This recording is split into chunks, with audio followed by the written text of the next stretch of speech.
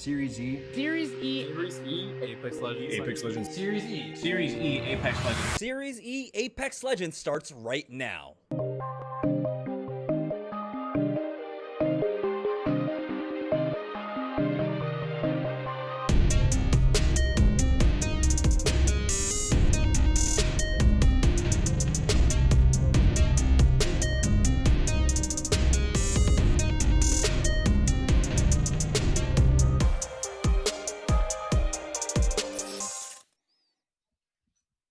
All right, welcome, ladies and gentlemen, back to Razer Week here at Series E. I'm Jamerson, joined once again by T Squared, and we are moving on to the Pro Night tonight. Last week for Series E during Nestle Pure Life Week, Nestle Pure Life were able to win out, of course, their Pro Night weekend. It was a fantastic chance to see them grow and actually find themselves at the top of the leaderboards on that day. Will Team Razer be able to do that? They were so close last night during, of course, our open registration night, and we've been seeing a lot of growth, a lot of differing styles coming out from our squads here. What do you think are their chances there tonight, Tom?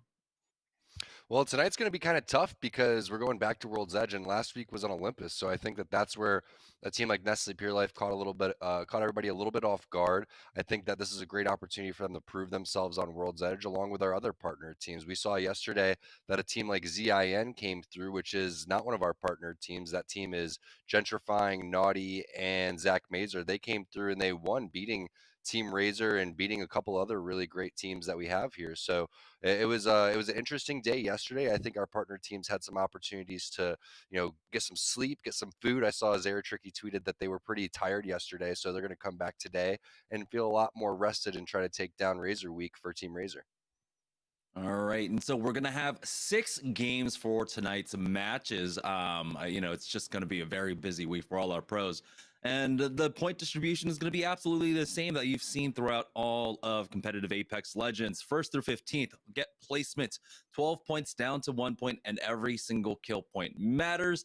Of course, it's whoever has the most points by the end of 6 games will be winning it out. And we have a prize pool only going out to the top 2. So $500 split between 1st and 2nd places, $300 and $200 respectively. But this is almost like the last chance to really get some practice in before the big tournament this weekend, Tom. Yeah, ALGS happening this weekend. It's the autumn circuit. These teams are really preparing themselves, and this is the best practice that they're going to get. I think I saw Nicewig tweet out that he thought there was another tournament tonight too, that there was a finals of some sort of tournament. So everybody a little overwhelmed with the amount of Apex that they're playing, but this is what you have to do if you want to grind to be the best. It's going to be a lot of practice. You're going to constantly have to tweak the gameplay, and we know that there's a lot of different team changes out there, right? TSM's still kind of adapting to having Snipe down on the team. We still have a couple other roster shuffles that have happened as well. Albrelli filling in for Casper. So holy cow, I'm tall. Can we bring me down a notch? I think that one thing that Nicewig might have thought might have been happening would have been the GLL Community Cup. I'm not entirely too sure what the schedule like that is. I know that EU was playing that this morning. Anyhow, it is going to be Team Razer that we've been looking at, and they're playing a new style. They're going for that edge instead of the center zone style that really got them early fame here. Yeah, and we're taking a look at where they're landing over towards the Geyser side for free. So interesting. I didn't think they landed over towards Geyser. I thought they were a different landing type of squad, but I think Geyser's a great place.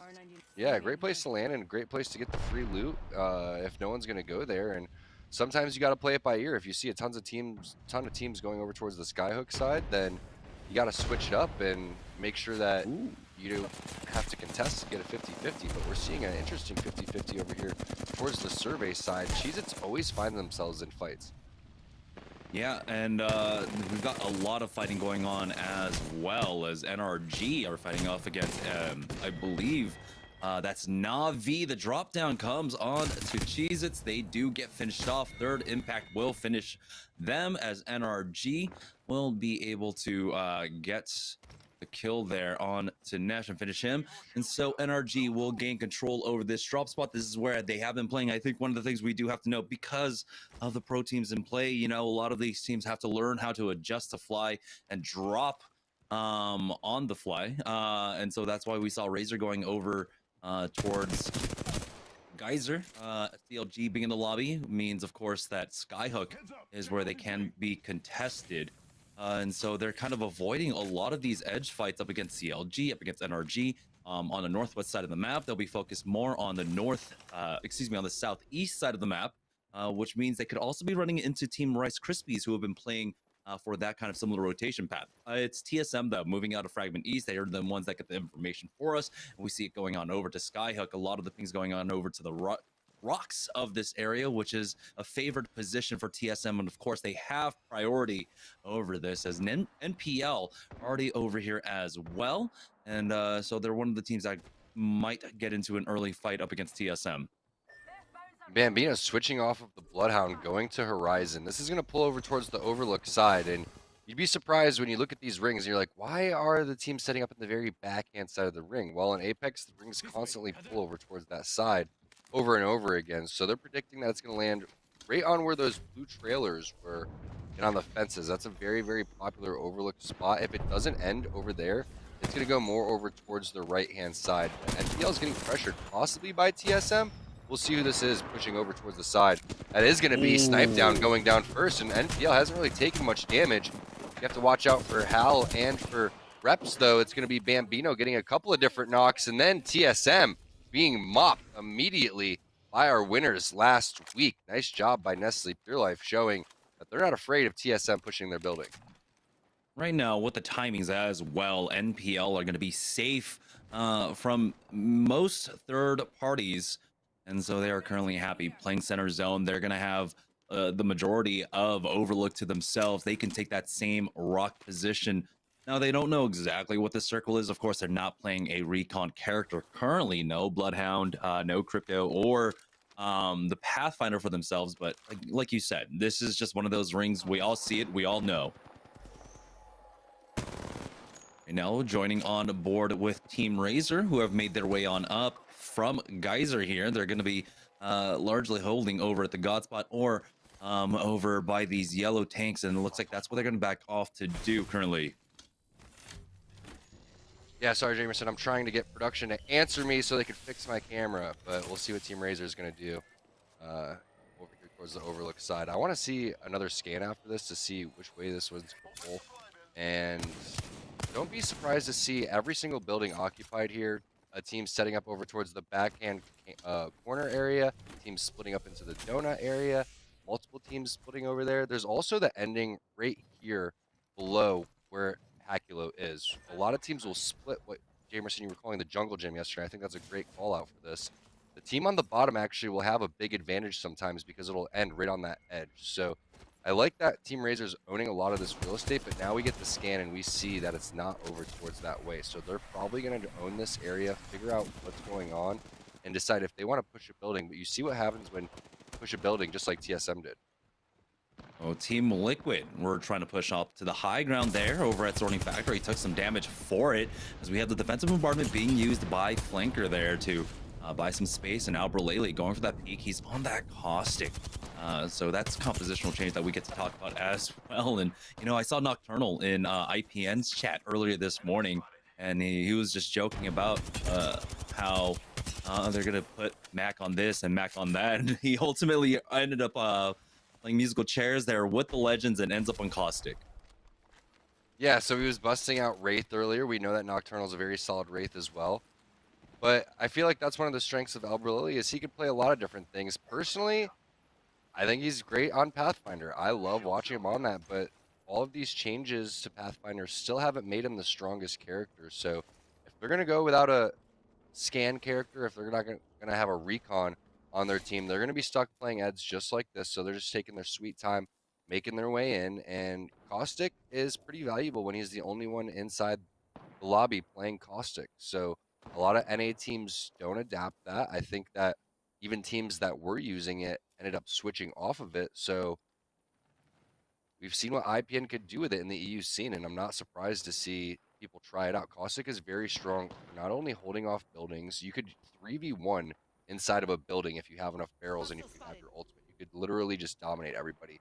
But you could also push buildings. That's the thing. With Caustic, you can consistently throw the barrels and just crouch on people.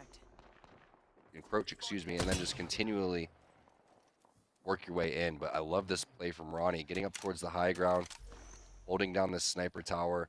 They're owning all of that real estate that TSM had, and it makes you wonder if TSM necessarily even had to push that building. Yeah, TSM, though, wanted that early KP. We know how important it is to be very proactive in an early game and the mid game as Vaxlon finds a knock onto Casellos. That is with the charge rifle. I don't know exactly what the distances they're fighting at right now. This is third impact that we're on board with. And so eventually Team Nestle Pure Life are going to have to contend with them. Third impact are probably going to ride the edges of the zone and try to rotate in from the north-hand side. And so this is one team you will have to look out for. They got two purple armors, and it's just unfortunate that currently, though, Balonji is still sitting on that white shield for himself. Of course, in the sniper meta, you can build up that evo quite quickly, but the triple take on Jazaz, he's only got the 12 additional shots to back that one up. And so might be a little bit difficult for themselves right now. They're trying to keep an eye on. It looks like the pings do come out. Balonji with that G7 scout did spot someone, and they're trying to just gatekeep this team coming in from Refinery. We saw the value of this rock yesterday, or this high ground over towards the Refinery epicenter side. So many zones were ending over here. And this spot is so dominant because there's so many opportunities for you to go and hide, but all the teams that start to rotate over towards you are teams that are struggling. They're either fresh off of a res, they're in shambles, they're being forced into that spot. So that's your opportunity to kind of sit there and just filter all these teams. But nice job by the cameraman by grabbing the map right there and figuring out where this zone's going to be. Cooler out here playing a rock that we've seen Team Razer win on. A zone does pull over towards this side, but not this time. See that green zone, that's where the next one's going to be, and we're going to figure that out very shortly in terms of what exact zone that is. I like the spot that right now Nestle Pure Life is in. I feel like that they're owning so much of Overlook that they seem to be in the most dominant position right now, and all the other teams are kind of trapped inside. But Team Rockstar, I love to see Pickett back on the Watson. He switched it up a couple of times, not playing Horizon. Gonna stick inside this building over towards the no-name area, and they're just gonna figure out exactly how many teams are gonna rotate. Yeah, as it looks like they've also got to fill in for today a substitute. No Crummy. It is going to be Rollers from Dudes Night Out filling in as their third. Currently, of course, rotating up, from Lava City. So they don't have that priority. They're one of the later rotates coming out in this lobby, and so they have relegated themselves to being, of course, playing edge here and not trying to make a move quite yet. To try to get over to Overlook or to that end game circle, but of course they should be decent with that right now. Casellas, though, it looks like he was recovered and was just too long of a distance for CLG to try and punish Team Pringles here as they are making their way in from Frag East. The scan does come out from Team Pringles, and it looks like Stink wants to try and go for that peek. The arm shield peek with the Mastiff, but it's traded with the other Gibraltar here who was holding that door for that squad.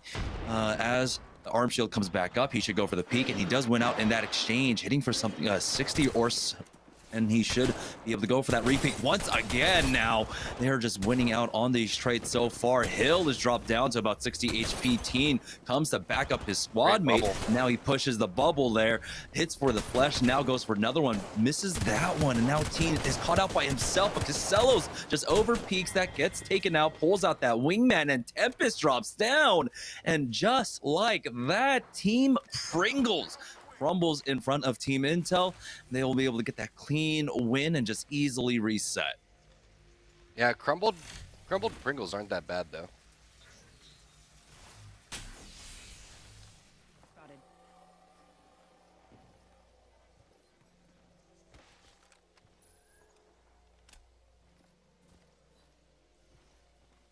Let's explore that. Cancel that. As They are holding the platform here, which is, we were talking about it yesterday, a great position to be in to try and find KP, as a lot of teams are going to be funneling in. It's Team Rice Krispies that are on the south side of the ring, currently Sung will be forced to pop that bat for now. He's got the G7 Scout and Bolt. It looks like Stunny and Bird were able to get on top of the beacon building, and he will join them on that Pathfinder for now. Cooler though, oh boy, it looks like they might have been involved in that fight up against Team NPL. As you can see, the black hole was used, and there's already been a knock with the help of one other team. As the scans do come out, Nasky slowly making the infiltrate onto the high ground, into the second floor. As Bambino gets the knock onto Yuki with that arc star. Dell is the only one alive, as it looks like the push was just completely disjointed. NPL are going to thwart another fight.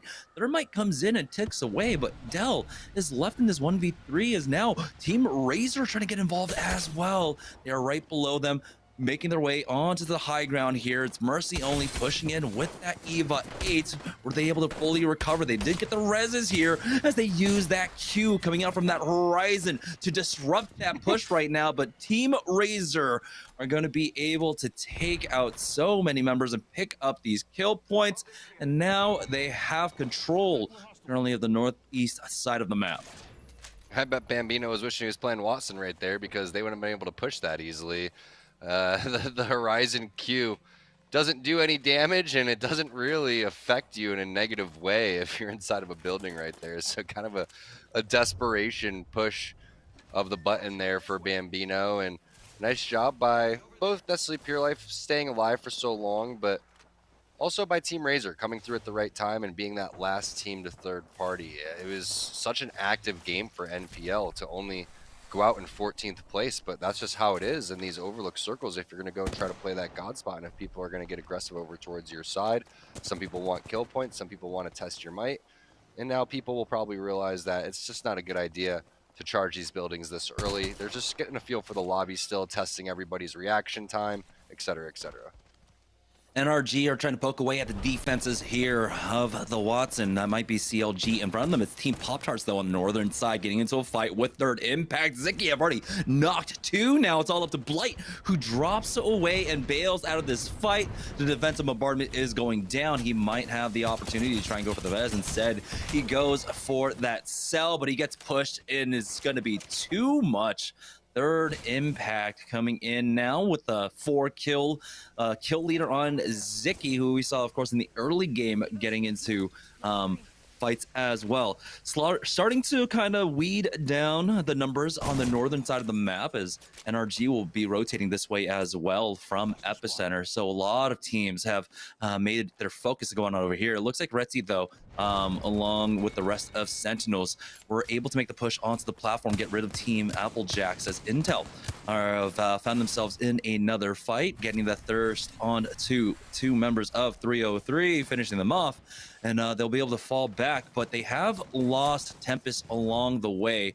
His banner is right there, but Hill is getting poked at, and it's Team NRG on top of the high ground here. As soon as that bubble goes down, might see nades raining down onto them, but they don't need it, though. They've got the charge rifles, they've got the long-range weapons, and now Rocker is starting to make that port for his team to get onto the low ground to finish off this squad. It's Frexes to get that knock on to Teen. There's only just one member remaining here for Team Intel. Rocker takes a lot of damage, but here's Nathan to finish all off. You got to remember that figure 8 when you're hitting with that hip fire there, but he will ultimately be able to finish that one off. Team Intel go down in top 10. Yeah, Nathan and Rocker, not their best shots ever, but I think they knew they had a lot of room for error since it was just one player, and it was a nice job by Frex getting the knock over towards the side. So NRG gatekeeping Team Intel and doing a fantastic portal play to go and make sure they were able to finish that one off. Amazing shots and spray from Retzi there with the R301. 3X, I don't want to hear about mouse and keyboard control or anything, man. You can't do that with the 3X on controller. I don't care who you are.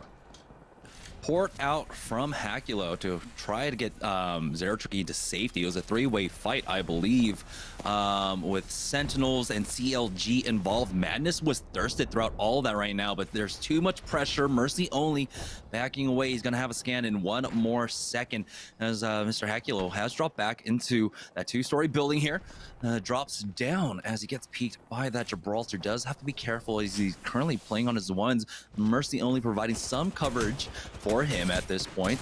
They still need to try and get his teammate up, and oh boy, the massive shots do connect, but is it gonna be enough? It's all up to Mercy only here, who has to pop that bat. Hakulo gets thirsted. It's the push coming out from third impact right now. Mercy only playing inside the caravan here, spots one in front of him as well.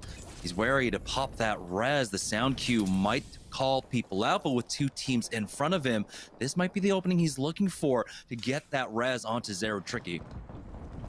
And this is that blue truck that we were talking about where the end zone's going to come towards. And now Zero Tricky just getting picked on. Poor team Razer. NRG coming through at the right time. Perfect timing again.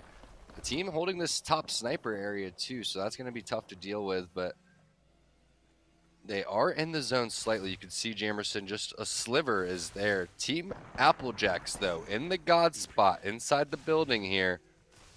Not going to be safe for this next zone, as we do have a scan coming through because we have Kenny on that crypto. But we're seeing the value of crypto when you can get into a building and play safe, right, Jamerson? I think it kind of depends on the zone, and it's not an easy character to play. We see Two Brains, one controller use that and utilize it with tech, but you're seeing less and less cryptos because people are understanding it's not as easy or straightforward of a strategy as you think it is. The Gibraltar Bloodhound composition is much more straightforward, much easier to get yourself out of certain spots, and you don't have to think as much because you're kind of just fighting, and that's what you're used to in Apex. But you have to methodically pick your choices, pick your routes. So it's a nice job by Applejacks throughout all of this crazy madness going on outside of Overlook to get inside that building and figure out how they're going to approach this next situation. Here's Team Liquid trying to walk up, though, with this zone, and they have to be careful. Defensive bombardment was used here. Flanker getting caught out and taking so much damage. Now the port has been dropped down by Nocturnal, but he goes down for his efforts. Pow will be able to pick that one up.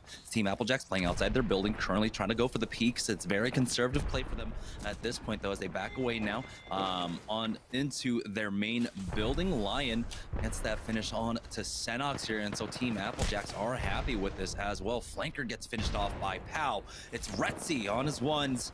Currently, Sentinels are just down to him. Senox and Crust have been finished off. Retzi here on the roof has to be careful. He backs away. NRG up as a full 3. They've got all red armors. A drop down coming out from that tower team right now, and good shots on that Hemi. It's CLG's Vax and Pow to get finished off here, because it looks like Albraleli is still alive, and he makes it up onto the tower for now. Nathan can try to go up to finish him off currently, as we're down to 5 squads, 11 players remaining. Retzi getting the knock onto Balanji, but Frexes will put an end to Sentinels now, and we are down to the top 4. Man, that's so unfortunate for Retzi. He gets the knock as the last player alive, gets the one player on third impact down, but his teammates are there to get the res, and now you can see the healing coming through too. So they're going to be able to take this rooftop, and this is what's kind of unfortunate when you hold the building for Team Applejacks, is once this team gets the height, you really hope that the two teams on height duke it out and contest one another. But we know that Albrelli is sitting over towards the top, and we don't know if that's a full squad. So now we see the port coming through, and it goes directly towards where we were talking about. That's going to be that truck ending. And Applejacks, you'll see Klein put the portal on top of one of the Watson fences. So just through the window right there, and a little bit of Albrelli gas coming from the side. That means that they're not going to have Klein throughout all this process, which is super unfortunate.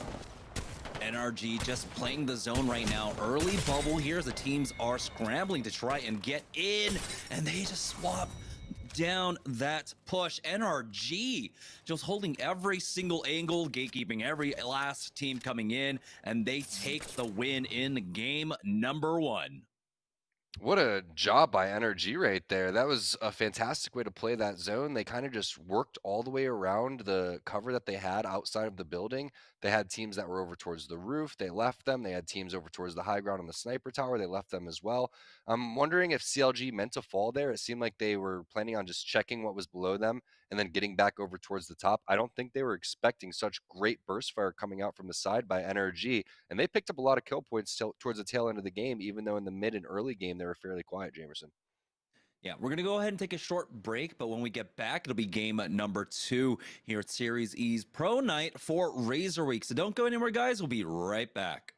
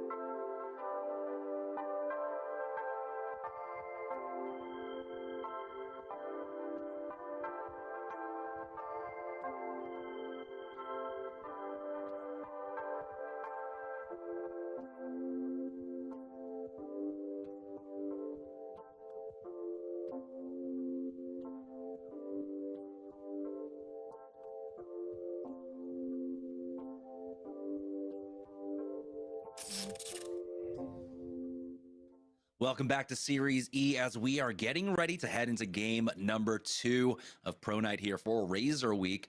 But it's game number 1 that we have to talk about first. So let's go ahead and take a look at the leaderboard in just a moment here. NRG had a great game number 1, and they were able to play the edge, the northern side of the map, so expertly. Of course, they were one of the slower teams on the rotates because they were all the way on the western edge, and it was NRG ultimately getting 29 points. That's 17 kill points that they were able to pick up in game number 1, Tom. Yeah, and it's crazy to look at Team NPL, Nestle Pure Life, sitting in 6th place, our winner from last week. They had such an active game. They mopped TSM. They're killing other teams, pushing in towards their building. It looks like they're about to go on a huge streak and potentially have a huge game, but it was NRG playing the edge, gatekeeping multiple teams. Their play on Intel that got the 2 kills and cleared out that side of the map was absolutely huge. They were rotating around for free, it seemed like, but I think it was just great calls and just great teamwork overall. Nobody was really off of the page. Everybody was on the same page. So NRG with a super, super clean game number 1. Yeah, it was very unfortunate for Team NPL getting pushed both by Cooler and Razer. I believe Razer trying to come in for the third party. They were successful in thwarting those pushes, but at this point, of course, they did go down fairly early on. But picking up the 6 kill points is going to be important here, as we do have 5 more games ahead of us. And here for Razer Week, well, we have a lot of things on the line. Of course, our competitors tonight are playing for $500, but you yourself can get involved in the competition, as we do have some giveaways. And so we have our Twitch giveaway right now. If you type in !giveaway to get involved in that, your choice of one of the Vipers Ultimate mice, as it comes in 3 different colors.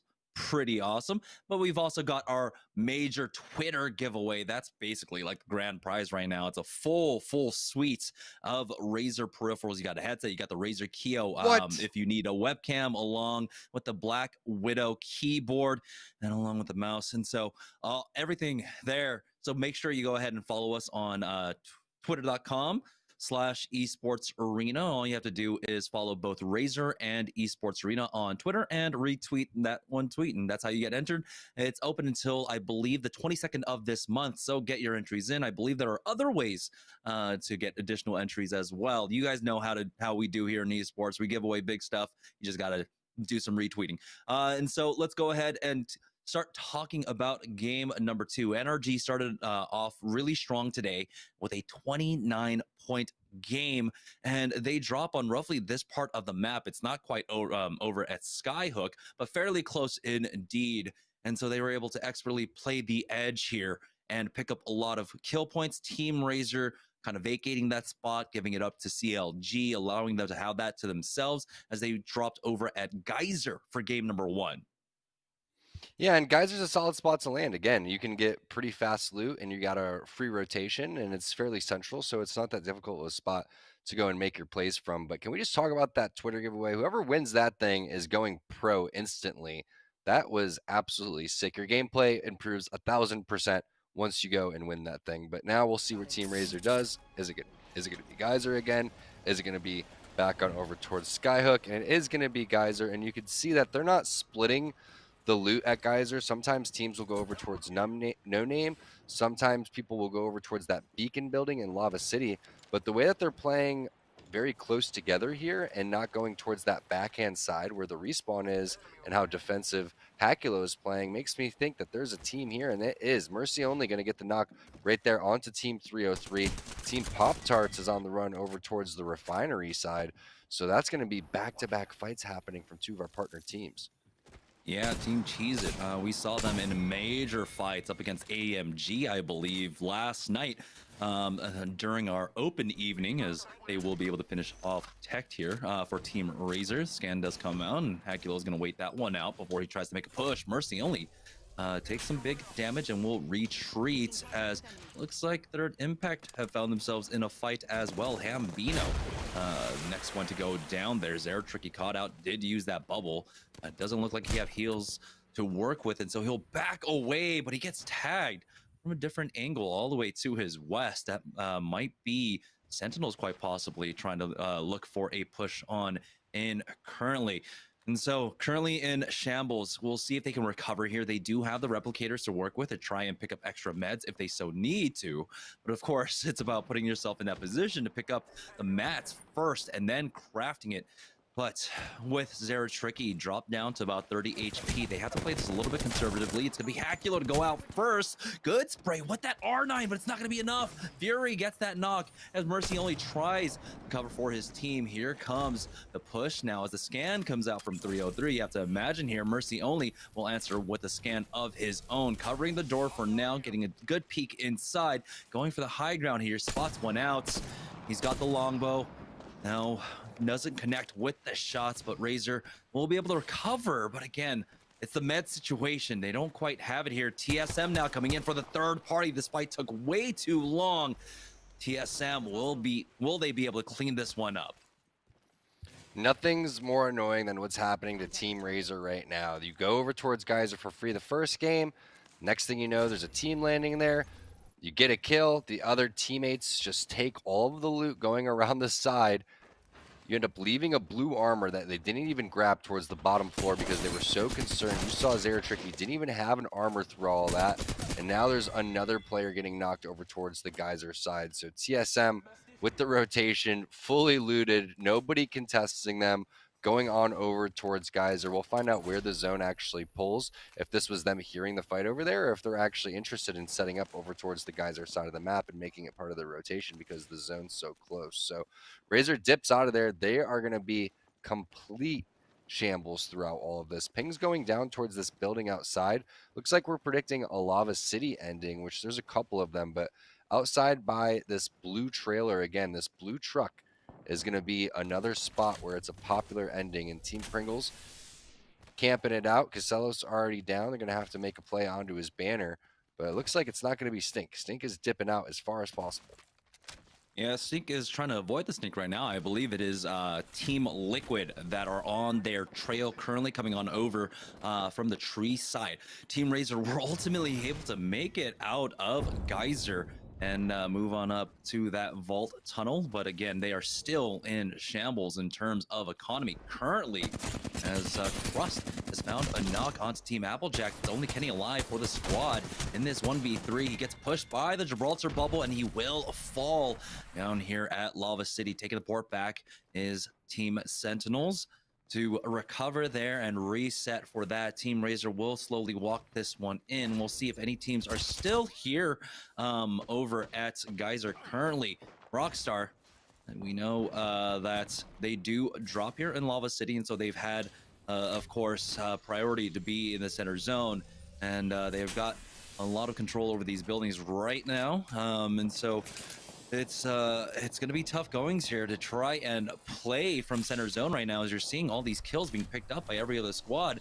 TSM now in a fight as well, as here it is Intel. They have that caustic gas getting dropped right on top of Tempest.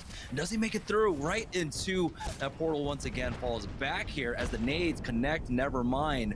It's going to be the defensive bombardment coming up from Flanker to take out Tempest. We'll see if Team Liquid are in position to try and punish this one right now.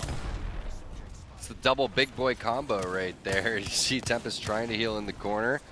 Doesn't throw down his generator. Wasn't expecting the caustic gas to come down. Then the defensive bombardment immediately after that. And now they're on the ropes, as Teen's going to have to just do his best Rat Boy Ronnie impression and try to get out of there. But only has time to hit cells while he's on the run, because these guys are going to be on the hunt. No Bloodhound, no Pathfinder, so he may be able to get out of there with his Q, but I don't think Team Liquid's going to allow them to get the banner. Such a skilled team, Team Intel, and you have that res right there back towards the tree side, so it's not something that you want to give away for free.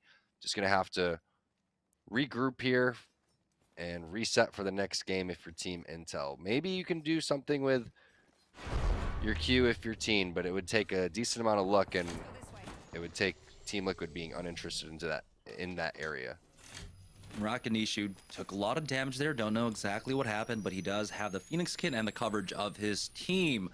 I don't know if Team Liquid will go chasing for that final kill. They can just camp the banners if they want to. Of course, Albalele on that caustic will allow them to just throw the barrels down and slow down the attempts to recover those banners for themselves. Team Rocks are doing a good job of keeping an eye on their south currently to see if there's any southern rotates. We got the longbow in the hands of Matt Pickett currently. Not his preferred sniper. We'll see if he can ultimately get his hands on to the triple take, which we know he uses so expertly right now. We do have a couple rats in the lobby, 303, excuse me, being one of them here, as NRG have found themselves in a fight with Cooler. They do have the man advantage, the 2v1 in their favor currently, as we're on board with Sentinels, as NRG will mop up that fight, and it's taking place all the way over here at Harvester. Yeah, that's just goes to show a little bit of teabagging going on there from NRG, having some fun, but they're all over the map, Jamerson. You don't know where NRG is going to be. Are they going to be in the end zone? Are they playing the edge? Are they right behind you? Are they right in front of you? Who knows? They're literally doing whatever they want right now and taking any fights all over the place. But now we see what TSM decides to do on their rotation through Fragment all the way to Geyser, making their way past the beacon building on Lava City and setting up over towards one of the buildings at Lava City, which means that they're predicting one pulling over towards that area. So it's going to continue to hard pull over towards the south. Now we see what Team Liquid's doing fresh off their kills on Intel. They're hunting down another Gibraltar team. Looks like that player is fairly weak over towards the back end side, and they don't have much area to work with. So I love the bubble play coming in from Flanker, but there's a third party from behind. That's going to be LG. LG coming up from behind, and they did use that bubble to try to get aggressive here so they can't get punished, as they're going to pop everything here, but the defensive bombardment coming down from Sanya with the connections. Flanker goes down, and now Team Liquid, oh, they just got aggressive at the wrong time here as Nocturnal will get finished off. And there's just one left. Albralele will go down. Take a look at LG's armor situation. 2 golds along with that purple on Rugby. And now they are in full control of the southern side of the map. And whoever that team was in the sights of Team Liquid are so happy that LG were able to pull up. I can't believe that LG pulls up just like that, ruins the fight, and then refuses to finish the fight that Liquid started. Like you said, Jamerson, that team is so thankful because they were absolutely done. Team Liquid had the high ground. They were in a superior position, and yeah, this thing's pulling hard over towards the Lava City side. Makes you wonder which one it's going to actually be. I think there's 2 really popular ones over there.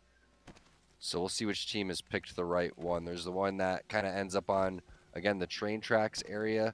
And there's ones that end kind of in between the buildings and where that little dome thing is. So a lot of teams going to be posturing up over towards there, and they'll even start splitting sides. But Intel gets the res back off. Team does get the banners. Team Liquid leaves that area. You never would have thought that Team and Team Intel were going to outlive Team Liquid.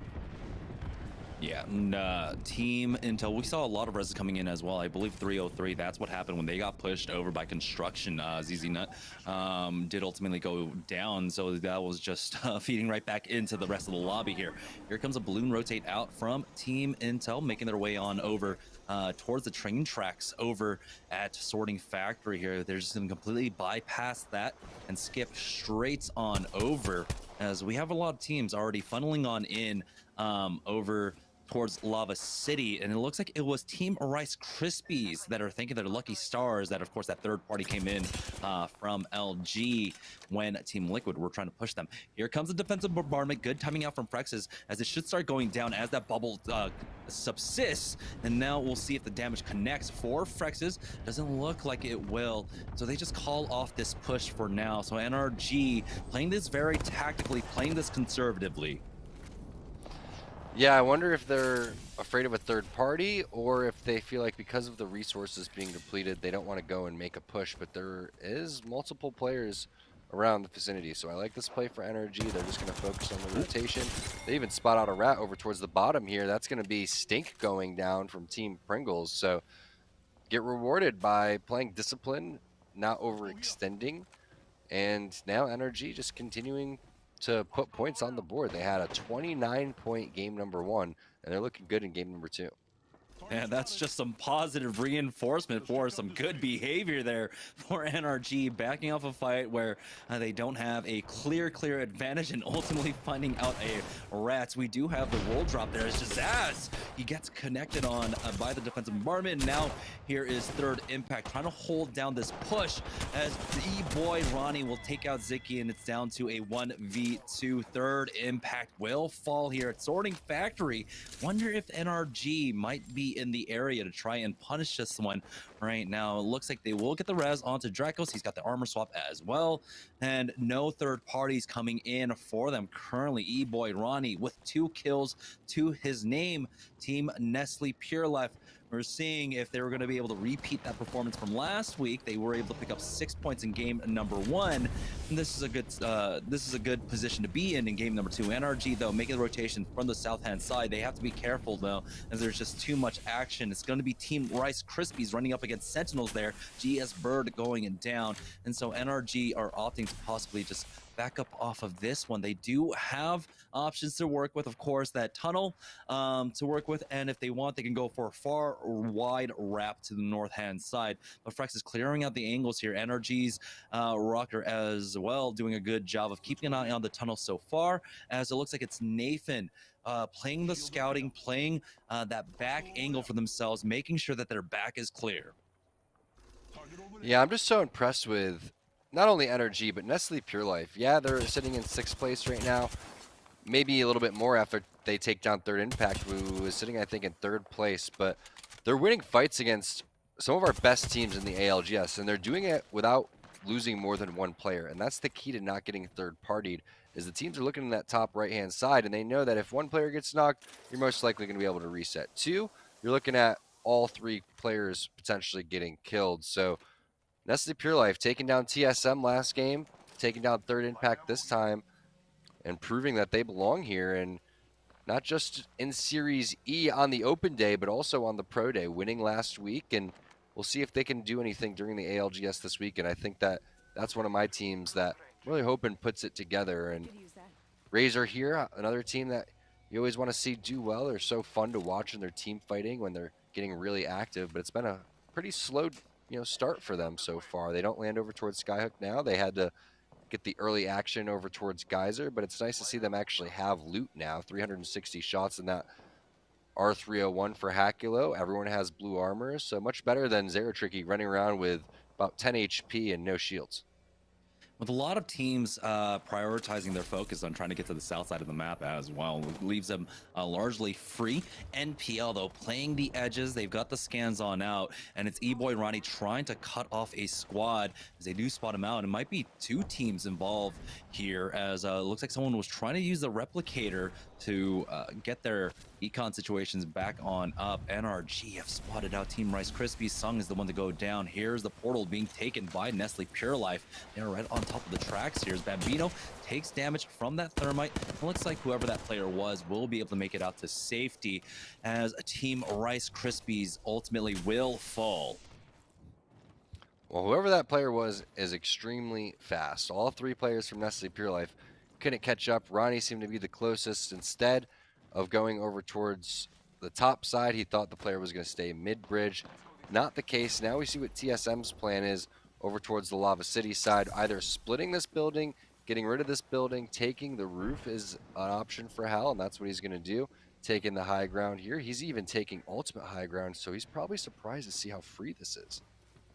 He does see the zip line up top as well, so he has to be a little bit cautious at the very least, but the rest of his squad is going to join him. TSM, we know what they can do on these circles when it comes down to Lava City. I want to say it's one of their more successful circles here, as it looks like the full team has shown up on the roof, and so they do back away into a safer position inside the building for now. Hal will poke away with that G7 scout, and they're just going to play this conservatively until they are ready to try and make a push for the high ground. Team NPL, though, spotting out the last remaining member, I believe, of Team 303. Fury going down. We're now down to our top 9. CLG found themselves in a fight with Team Intel. Tempest going down and being instantly thirsted as well. E-Boy Ronnie, he's got the angle there.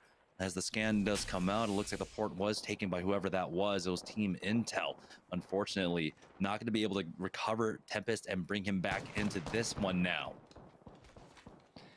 Yeah, no chance with the res beacon being outside of the zone, as this is going to close fairly soon. But you at least have Wraith and Gibraltar, which is your good combination for the end zone if you absolutely need it. It's just unfortunate that Tempest isn't going to be able to have these pylons set up. Also, the fences will be holding people off from coming in towards your area, but you're okay here if you're Hill and Teen. You just got to continue to watch your back. Scans coming through, not really a big deal because that's from the other building. So it's really up to Hill to kind of watch this rope and the stairs. Meanwhile, it's going to be up to Teen to watch outside the window, make sure nothing funky's happening, and just trying to have the presence of a three-man squad with only two people. You don't want to show all your cards and let people know that you're short on somebody. But now Team Rockstar holding it down, and they're in the next zone, Jamerson, where we see this one pulling 4 buildings inside the next zone, 9 squads alive. Makes you feel like not many players are going to die, not many teams are going to die as this closes. Yeah, we should have what should be the full squads left here in the final circle. Razer, though, still playing on the outer edges.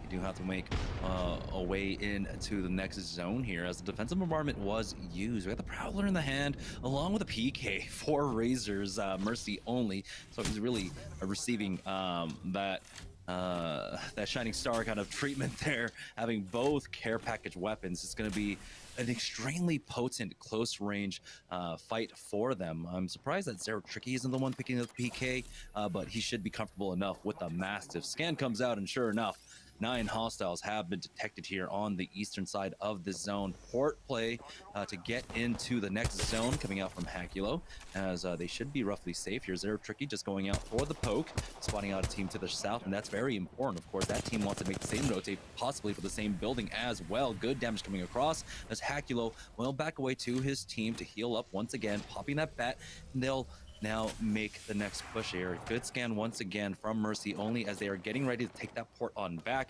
Zone's about to close on in. Hakulo taking a little bit of damage there through the crack in the walls. As they get counter scanned, as the zone starts closing in, they're going to take that port, now play for the building. Problem is no bubble, so we'll see what the play is here for Team Razer. They can't afford to take any damage. Big scan coming out. Looks like the galaxy of the universe right there, with how many little dots and stars there were over towards the side. Again, 4 buildings in, 26 players alive. That means that there's enough for everybody to split the building. There's also enough for people to play the edge. You could even play a small little cubby just like this if you're Team Razer. But the best thing to do right here for Razer is, without the Watson, you just don't show. Don't peek. As long as no grenades come in, you're absolutely fine. There is a little bit of your building inside still, so you have an opportunity to go and make a play. And as the next 30 to 45 seconds happen, other teams that are outside of the zone are going to try to make their way in, and that's going to be your opportunity to strike here. So Team Razer doing the smart thing here and just sitting back, waiting for their opportunity to strike. All they have to do is move up slightly, and they're going to be in the zone. Yeah, we're seeing the zone too.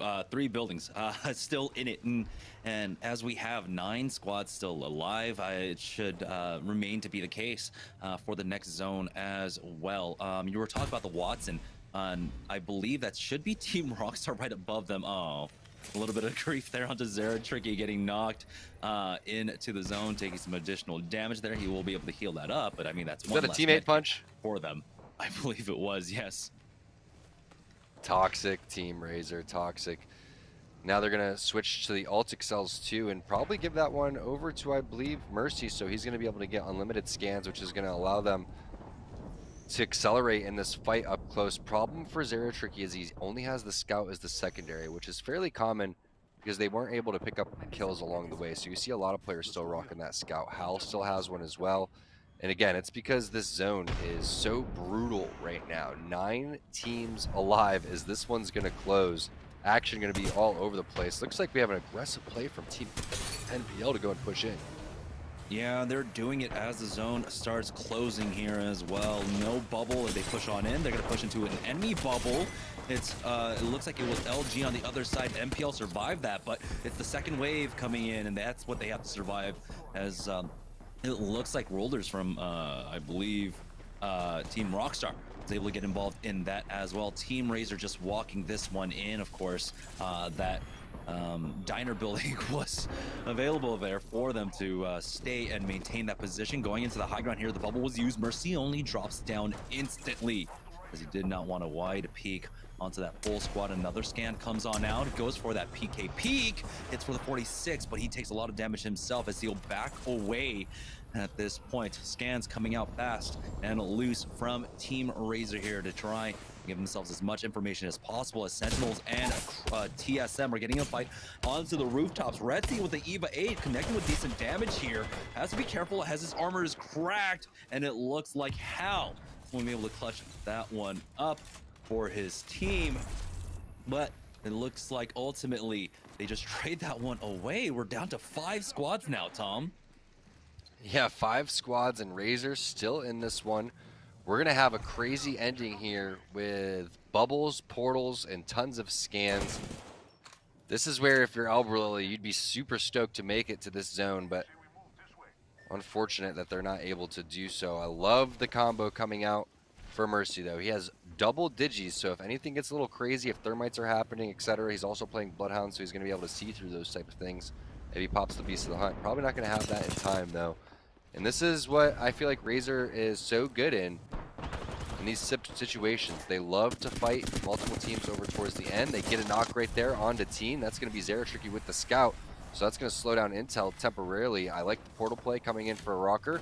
You also have Pathfinder here, so you can set a zip over towards the top, but Madness gets aggressive with an EVA 8 onto Mercy. You're going to see the play from Rocker is going to be to hit a late med kit and then go into the zone. Good defensive bombardment means they're going to have to use their bubble early.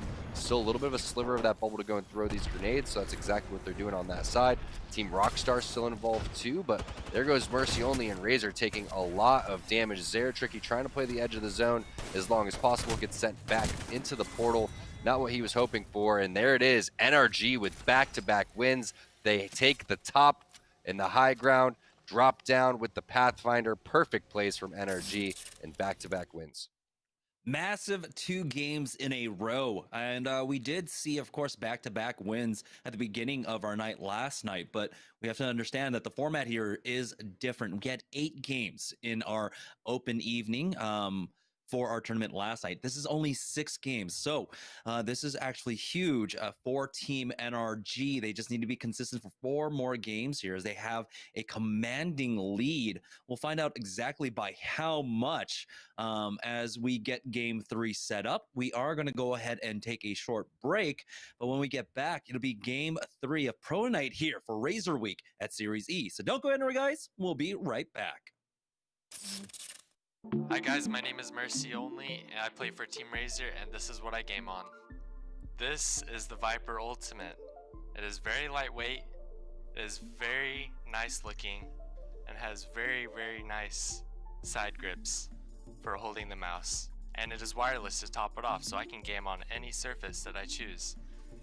So I use the Huntsman Mini for my keyboard. This is it. It is a 60% keyboard, which means that it takes up 40% less space off my mouse pad, which means I hit more flicks more confidently, and it is the keyboard that I have used ever since I've gotten it.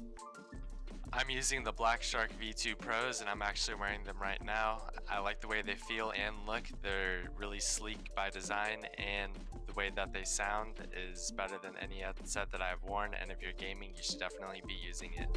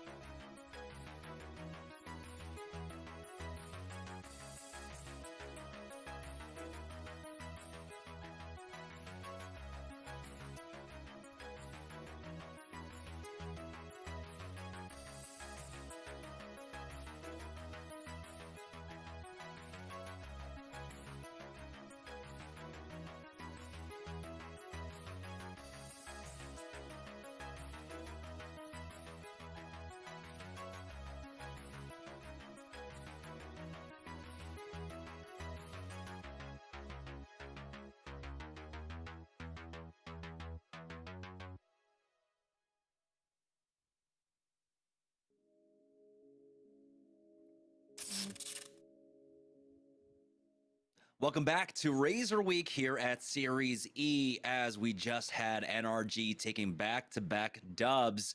And it looks like it's a complete repeat performance coming out from them after game number 2, where they did get another 17 kill points. Let's take a look at the leaderboard to see exactly where they stand. There we are in first place with a dominant 38-point lead over the second place team, Third Impact, who only have 20 currently. So NRG are sitting pretty here on top of our leaderboard. We thought yesterday's performance from, I believe, Team Rice Krispies was impressive, but NRG coming through with 58 points, 8 more than they had yesterday. Ridiculous, ridiculous games. I would say the best thing that we've seen from NRG is how they're able to get into these end zones, into the God spots, while still playing edge. So it goes to show that you don't have to get directly into the middle of the zone to go and win these games. You could find your way there by winning your team fights, waiting for your opportunities, and the fight that they didn't take over towards sorting, where they drop down and get the free kill at the bottom, is the perfect example of how they're able to facilitate these team fights, but also back away from the team fights when they absolutely need to and focus on their rotation. Great games from NRG. And we have to note that, of course, that these two rotations for themselves, the first two circles, Lava City and Overlook, this is the farthest rotations for them. It's on the complete opposite side of the map, where they drop over in the west. And so they have to make a fairly long trek, but they do it in a really great style, picking up kill points along the way, being very proactive in the early and the mid game. And that's why you're seeing them with 17 kill points. It's not just all coming at the end. They are doing what is necessary in the mid game that I think a lot of teams had trouble adjusting to, finding the extra KP during the mid game in the last 6-7 months of competitive play in Apex Legends. So really refining the style right now is NRG, and showing that it's not all about center circle. It's not all about camping here, competitive Apex Legends. You also get to frag out. So you get the best of both worlds. We'll see if they'll be able to continue this dominant performance as we're about to head into our mid game match, as we're heading into game number 3 very shortly here. But like we said, it's a shorter format, 6 games today, and so they only have to stay consistent for 4 more games. Honestly, with one more really big game like this, they might clinch it themselves, as they have pulled themselves away from the pack in a very, very big way. Take a look at the middle of the pack currently, which is odd to say. Middle of the pack starts in second place there with 20 points, all the way down to, well, you could say the rest of the lobby, honestly. Yeah, really, that just goes to show how well NRG's played. They're taking up so many kill points, but what's interesting is when we watch NRG play, you're not very impressed with their shots, right? Their shots are right now pretty average for what NRG's capable of doing. They're capable of not missing at all and having some of the best shots in the world. It's their decision making as a team. It's their team fighting and taking angles and positions that they need to. So while everyone thinks it's all about your mechanics and your shots, et cetera, your positioning and your thought process in terms of where you're going to go and play and the fights that you're going to take are by far the most important things. And that's what NRG is displaying a high level of today. This is some of the best games I've seen them ever play. Yeah, it's absolutely stellar, and it's a good sign moving forward for themselves, especially when we have the big weekend here for the Autumn Circuit and the ALGS. If they can continue this performance, that would be absolutely massive for them during the weekend. It looks like we will be joining on board with Team Intel, as, of course, heading into game number 3 over here by Train Yard. I'm not quite sure if that is their drop. I keep forgetting exactly where they drop at this point. But Team Intel, They need to they've rename been this on the up and place. up as well. It seems to be renamed to the trash yard, and they need to put little piles of trash everywhere because that's what the loot is like when you go over here. So, train yard. Eventually, hopefully, something will happen where a black hole from Horizon just sucks it in, and we'll never have to see this part of the map again. But maybe someone likes it. If you like it, you probably put ketchup on your PB&J. And it's like, what they have to do, like what did they do to my boy Capital when they could have just done it, 200, 300 meters to the west right here to Train Yard instead. But yeah, Team Intel, they are also one of the teams that are currently in the middle of the pack, along with a lot of our partner teams, as it sounds like we are ready to head into game number 3. As we're on board with Team Intel, not dropping over by Train with no aim assist in the lobby. That leaves Thermal open for themselves, and so they will be able to get all of this to themselves. Interesting loot path there.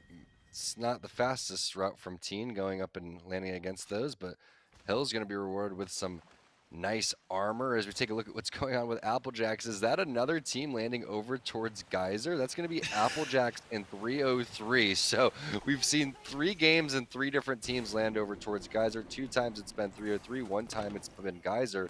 And that's not how these games are supposed to go. Typically when you land in one place in the first game, that's where you're going to continue to go. So it's a very, very interesting swap. Makes me wonder if Skyhook is back on the table for Team Razer. This is like the orphanage for lost drop spots. As Lion is greeted, making his entry into this building by a nade. They do have, of course, both entries covered now, pushing on in. The Volt shots not quite connecting, but he's got the charge rifle to try and finish him off. Hit for flesh. Oh, it's the armor swap that keeps him alive for now, but they do finish off ZZN. You have to be careful, though. Go over the reset, as Razer are already in position to try and punish them, because it looks like they were never able to get that res. And so Team Razer will clean that one up. Applejack's going down. We're already down to 18 squads. We still have action on the kill feed. Third impact in a fight with Team Cheez-It, and Team Cheez-It come out on top in that fight. Yeah, nice job there by Team Cheez-It, but also a fantastic play from Team Razer, realizing that they're getting griefed over towards their landing spot, so they're going to reset. Meanwhile, Pringles finding some kills and some loot for Stink, has 4 people observing him as well, so that's going to be multiple teams taking a look at what our boy Stink is able to accomplish this game over towards the survey side. And man, Team Razer, I wonder what they did in order to get over towards Geyser so fast with such great loot. Was that 3 teams over there? Maybe they landed over towards the backhand side and made their way. It could have been a no-name landing into a quick rotation because they knew there were 2 teams over there too. So we'll see what their play was when we go back and look at the replays overall. But TSM with a super fast rotation, already out a fragment. Hal has to hit a Phoenix kit, and they're making this team over towards the high ground fairly uncomfortable. That is Team Razer, who rotated over towards the Geyser side, and if I'm not mistaken, TSM rotated over towards these guys earlier last game as well. Yeah, but Team Razer, they were able to just recover quickly here after that third party, picking up the loot and then moving very quickly. They understand how fast they have to move, especially playing from that Geyser position, expecting the third parties. TSM, though, are looking to try and get into center of the zone, as we do have the ring pulling very centrally here on World's Edge this time around. We had, of course, that very eastern circle over at Overlook in game number 1. We had the southeastern circle over at Lava City, but this time around, the ring is going to grace us with a more central one. We'll see if any teams pick up the scans for us, as it doesn't look like there are any beacons currently in front of Team Razer, and so they won't have that quite yet. Now, surprising there that he doesn't pick up the new hop-up for the wingman there, as looks like another team might be gatekeeping them in the big building here as the scan comes out. Zara Tricky is going to be leading the charge for his squad. No, it might just be armors. Ooh, golds and purples now for Team Razer. Yeah, you sometimes forget how lucky you can get when you shoot those down, and sometimes it's double skull piercers like we saw for Alberlily, and sometimes it's a gold and purple armor coming through, just the way the world works sometimes. But Team Rockstar wishing they had some of that luck with Rolders having this gray armor, and now they're making a fat rotation over towards the sorting side. It looks like they're going to take the building over towards the south side, which is a smart play. This is a difficult spot to push if you're able to secure it down with the high ground. And another team that's locking an area down would be Team Rice Krispies, waiting for this drop to come. I'm not sure if it was grabbed yet, if that's a glitch, or if it's something that's dropping fairly soon. But either way, they're still going to hold this down and have to play the poke game, as they need 94 more damage for Bird to get the blue armor. And I highly doubt they're going to take a fight until that happens. And they also give us the ring information. We'll see exactly where this one pulls down. We had pings coming out from Team Rice Krispies as well on that northern building. So there's only 2 teams currently down here in launch site. Everyone else focusing on more over towards the sorting side right now. They will be able to recover, but that is one of the worst care packages I've seen. Here's a mobile respawn beacon and a sniper digi threat. Isn't it the worst? It is the worst. Like you wait for this care package, and meanwhile Team Razer is just like shooting down random objects flying in the air that nobody cares about, and they're getting free armors over towards the side. But now Razer's gonna have to dip out. Nice portal coming in for Hackula. That's gonna save Mercy He's going to be able to dip out, obviously has the gold armor, so he's going to be able to fast heal, no problem with the cells. But with the care packages, man, there has to be a gun in there every single time. Or if there isn't a gun, just put 2 gold helmets on top of one another like they do with the lifeline packages, and there's 2 things on each corner. There's 3 slots and 2 things on each one, because that is just depressing. Team Pringles here on the northern side, as it looks like there is a full squad right beneath them. Casellos getting tagged for a lot of damage, will pop that bat, aiming for gold, and that thermite will thwart this push for now.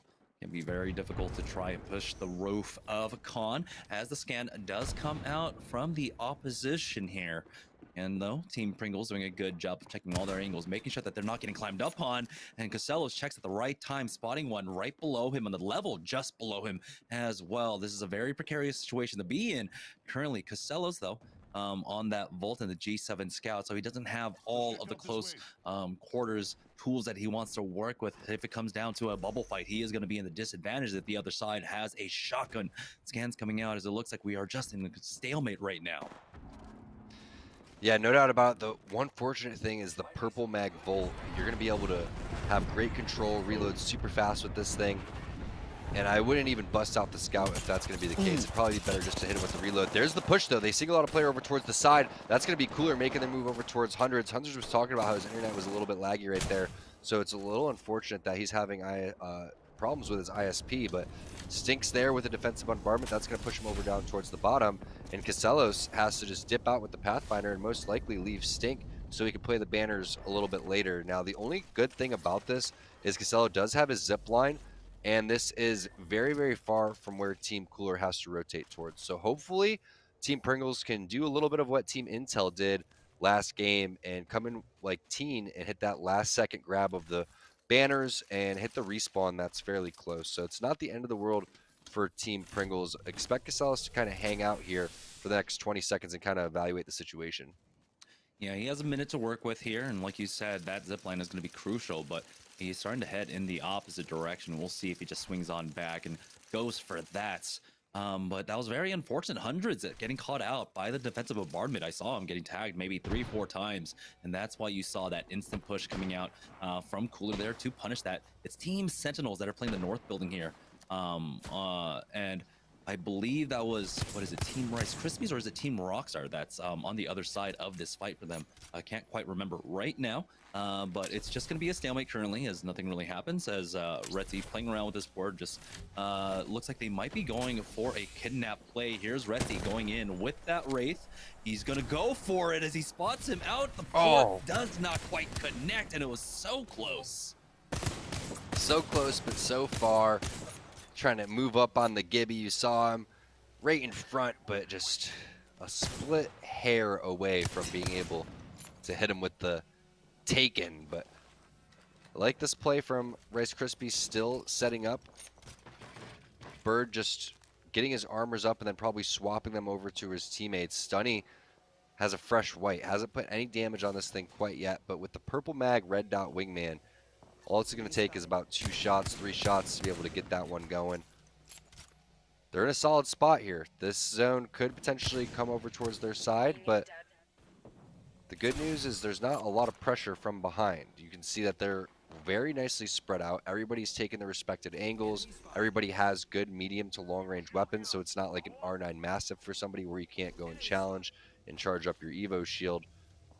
But that flatline 3X is going to be interesting from Lucas. That thing will absolutely rip you when you're not expecting it. It's also fun watching players that elect to do the single fire across the map back when that thing had the anvil on it and used to be fairly strong. Here's a portal play coming in, and Lucas is just going to try to play the edge as much as possible. They know there's 2 teams in the vicinity, so they can't go and get too aggressive. They're just going to have to go and reset, play the edge, and try to hit some cells.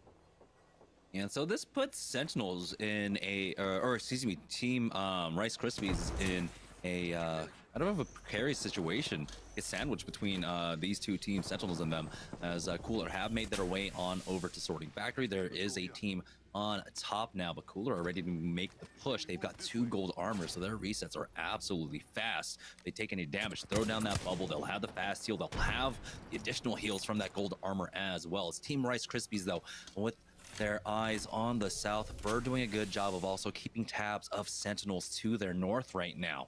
Rice Krispies have to play this expertly here because they can immediately be full sent upon by either squad.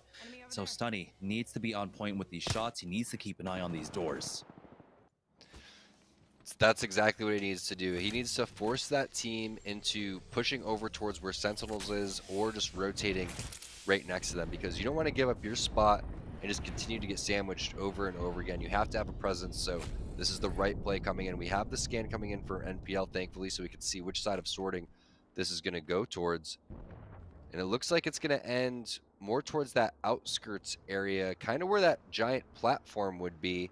Also, there's another ending over towards where the ramp meets from Harvester, where the snake is, coming up towards the small building with the 2 loot boxes on the side, where there's the 3 buildings that you can see, like that one right in front of them northwest. So NPL has a lot of ground to make. The best route for them would be to continue to hold the roof here, but they're going to have to push from roof to roof, slide across, and get to where those white and red areas are. And that's exactly what Bambino's doing. Slides across. Dracos is there with him. They're forced to use the bubble, and it's not that bad of a problem here. They can continue to chill. The only thing that would really stop them from doing any play here would be a nice defensive bombardment, but I don't think anyone's going to risk using that quite yet.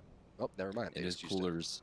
I believe it's Cooler just below them as well, and it looks like Team Pringles are going to be forced to try and rat this one out for as long as possible. Casella's just chilling here in the train tunnel, and well, he's probably going to be hanging out there for some time. We did see Matt Pickett picking up the kill on to, what was that, I believe, Pow. I saw that just for a moment on the kill feed there.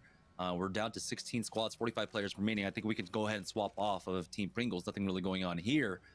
Yeah, he's just writing it out. There we go. Back on board with Team Rice Krispies currently, though, as again, they're doing a good job of focusing right now on the team to the south. Good damage, 45, 45, and the 76, but Stunny has to go back with that. Oh, he got stunned before he goes. Comes down, and yeah, he has been slowed down, but he does have that battery to pop as he's going for some ballsy peaks there.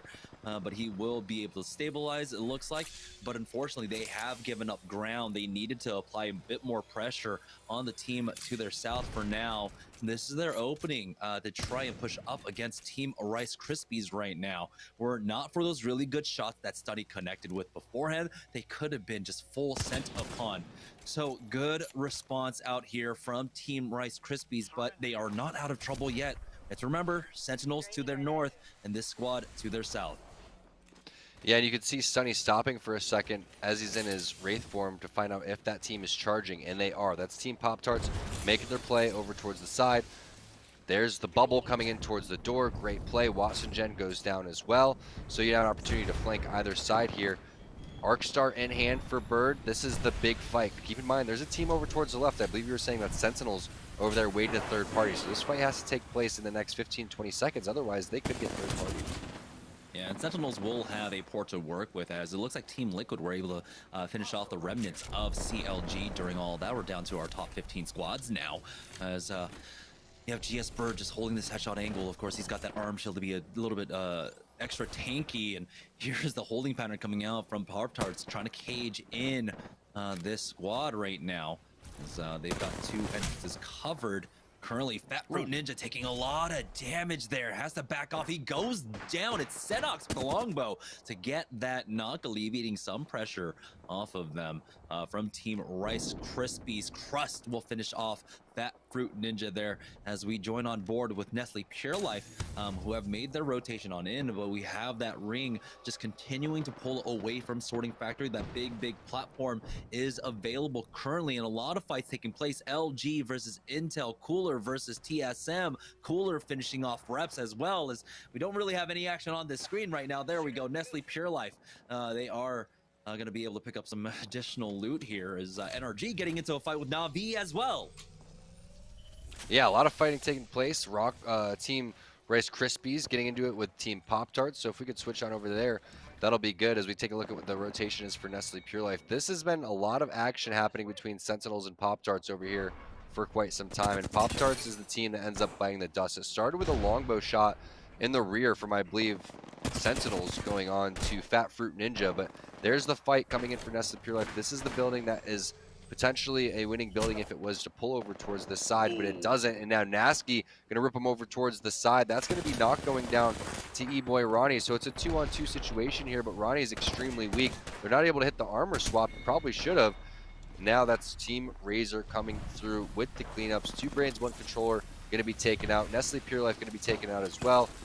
Cooler's in the vicinity, and it's all up to Bambino. Should be it for him, and there it is. But it's going to be Team Razer going up against Cooler here while the defensive bombardment's going down. All this action happening over towards this sorting factory side. Nice job by Cooler with the response after Yuki gets thirsted. 2-on-2 situation here if they're able to finish it off. Now it's a 2-on-1. Nice job by Cooler. Somehow, some way making that happen. Nasky with a really great defensive bombardment splitting up the team. There was a thirst at the end there, but they should have a res to work with. We're on board with Team Rockstar. We're holding this platform that we're talking about. We see even remnants of Tree still alive here as Nocturnal gets the knock onto LG. And they will be able to finish off this fight. This is one of the better games so far for Team Liquid here, trying to get this Caustic into the late game as a full 3. Now it's about the 50-50 of this ring pull. Where does it go towards? Will it pull out into the center of the map? Will it go ahead and continue to pull over to the west, or will it go over to the east over there? So a lot of permutations as Liquid. They do have, of course, that Wraith for the mobility for these big boys when they ultimately need it, along with that bubble. We have 2 teams over here on the western side of the map. Let's go ahead and get off the map, though, as we have a lot of fights going on board on the northeast side of the map. Currently, let's get off the map now, as there it is. Team Rockstar with the nades, as they've got a team pinned down onto the south. They're doing a great job of holding this platform currently, as Sentinels did finish off TSM. Yeah, you're in a great spot right now for Team Rockstar. You were talking about this high ground, and this high ground is very useful, but they're going to have to make a play because there's only a sliver of it in the next zone, as we find out it's completely in the open here. So all these teams are going to have to make the rotations out of the building. There's 2 teams next to each other sharing. One's Liquid. You have Rice Krispies over towards the side, so that's 3 teams at least on this side. You have the high ground for Team Rockstar, that's 4. And there's probably a couple other teams ratting directly below Team Rockstar. So this is going to be a very, very interesting ending. And since it is out in the open, I feel like this could be the last zone. Oh, so many nades being rained down upon this squad just below Team Rockstar. The bubble is used as Rakanishu has dropped down with the low ground with that portal to set up another angle for themselves if they want to try and take advantage of this. Unfortunately, though, the bubble means that they're able to reset their health at this point. Good angles being set up for Team Rockstar, but they have 20 seconds, though, and they have to decide on exactly how they want to play this next circle. Don't know if they have to completely commit onto the low ground, or if any of that building is in play, that office building for themselves. Currently here, zone will start closing, and it looks like they might have to elect to drop down. There is cover to play with, it looks like, on the rock just below them as well, but we know that there is a team down there. And so this is going to be very tricky in terms of navigating this, as it looks like it is Team Rice Krispies getting tagged on the southeast side of the map here. And they do have a small pocket to work with as they're waiting for the zone to close on in. A lot of fighting going on as Na'Vi get taken out by Liquid there, as the defensive bombardment will be used for the bubble. Is going to keep Team Liquid safe for now. Na'Vi taking a lot of damage. It's just Max Strafing here going on in, but he just goes into a full NRG squad. RK in on the zone as well, as we have the next pull of the ring. RK getting the knock onto Rocker, and they're trying to put a stop to NRG's momentum. Remember, back-to-back wins for them. Stunny with a decent angle backs away now, as he needs to be a little bit conservative. Sung can't join him currently, as he needs the full heal as well. Cooler getting involved onto this as Frex gets knocked down. Rolders is going to be the one to pick that one up. The bubble is going to be used to recover Stunny here and get him safe. They need to back away, and he gets re-knocked by Rolders. He could have easily hit a battery in the bubble and then rotated out, but they ended up running out of there, and Bird doesn't even body block for Stunny right there. Unfortunate that Stunny uses his Q still when he had about 175 HP. Typically want to wait till the last second to pull the trigger on that one. He ends up getting the mobile respawn beacon coming through with 30 seconds left. So they may be able to get the loot for their boy, but I love the play from Team Rockstar. They pinged this high ground over towards the ledge.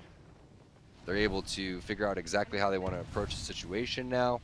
All of these teams are directly below them, so they can just decide again when they want to go and make their play. If they do drop, it's going to have to be everybody at the same time.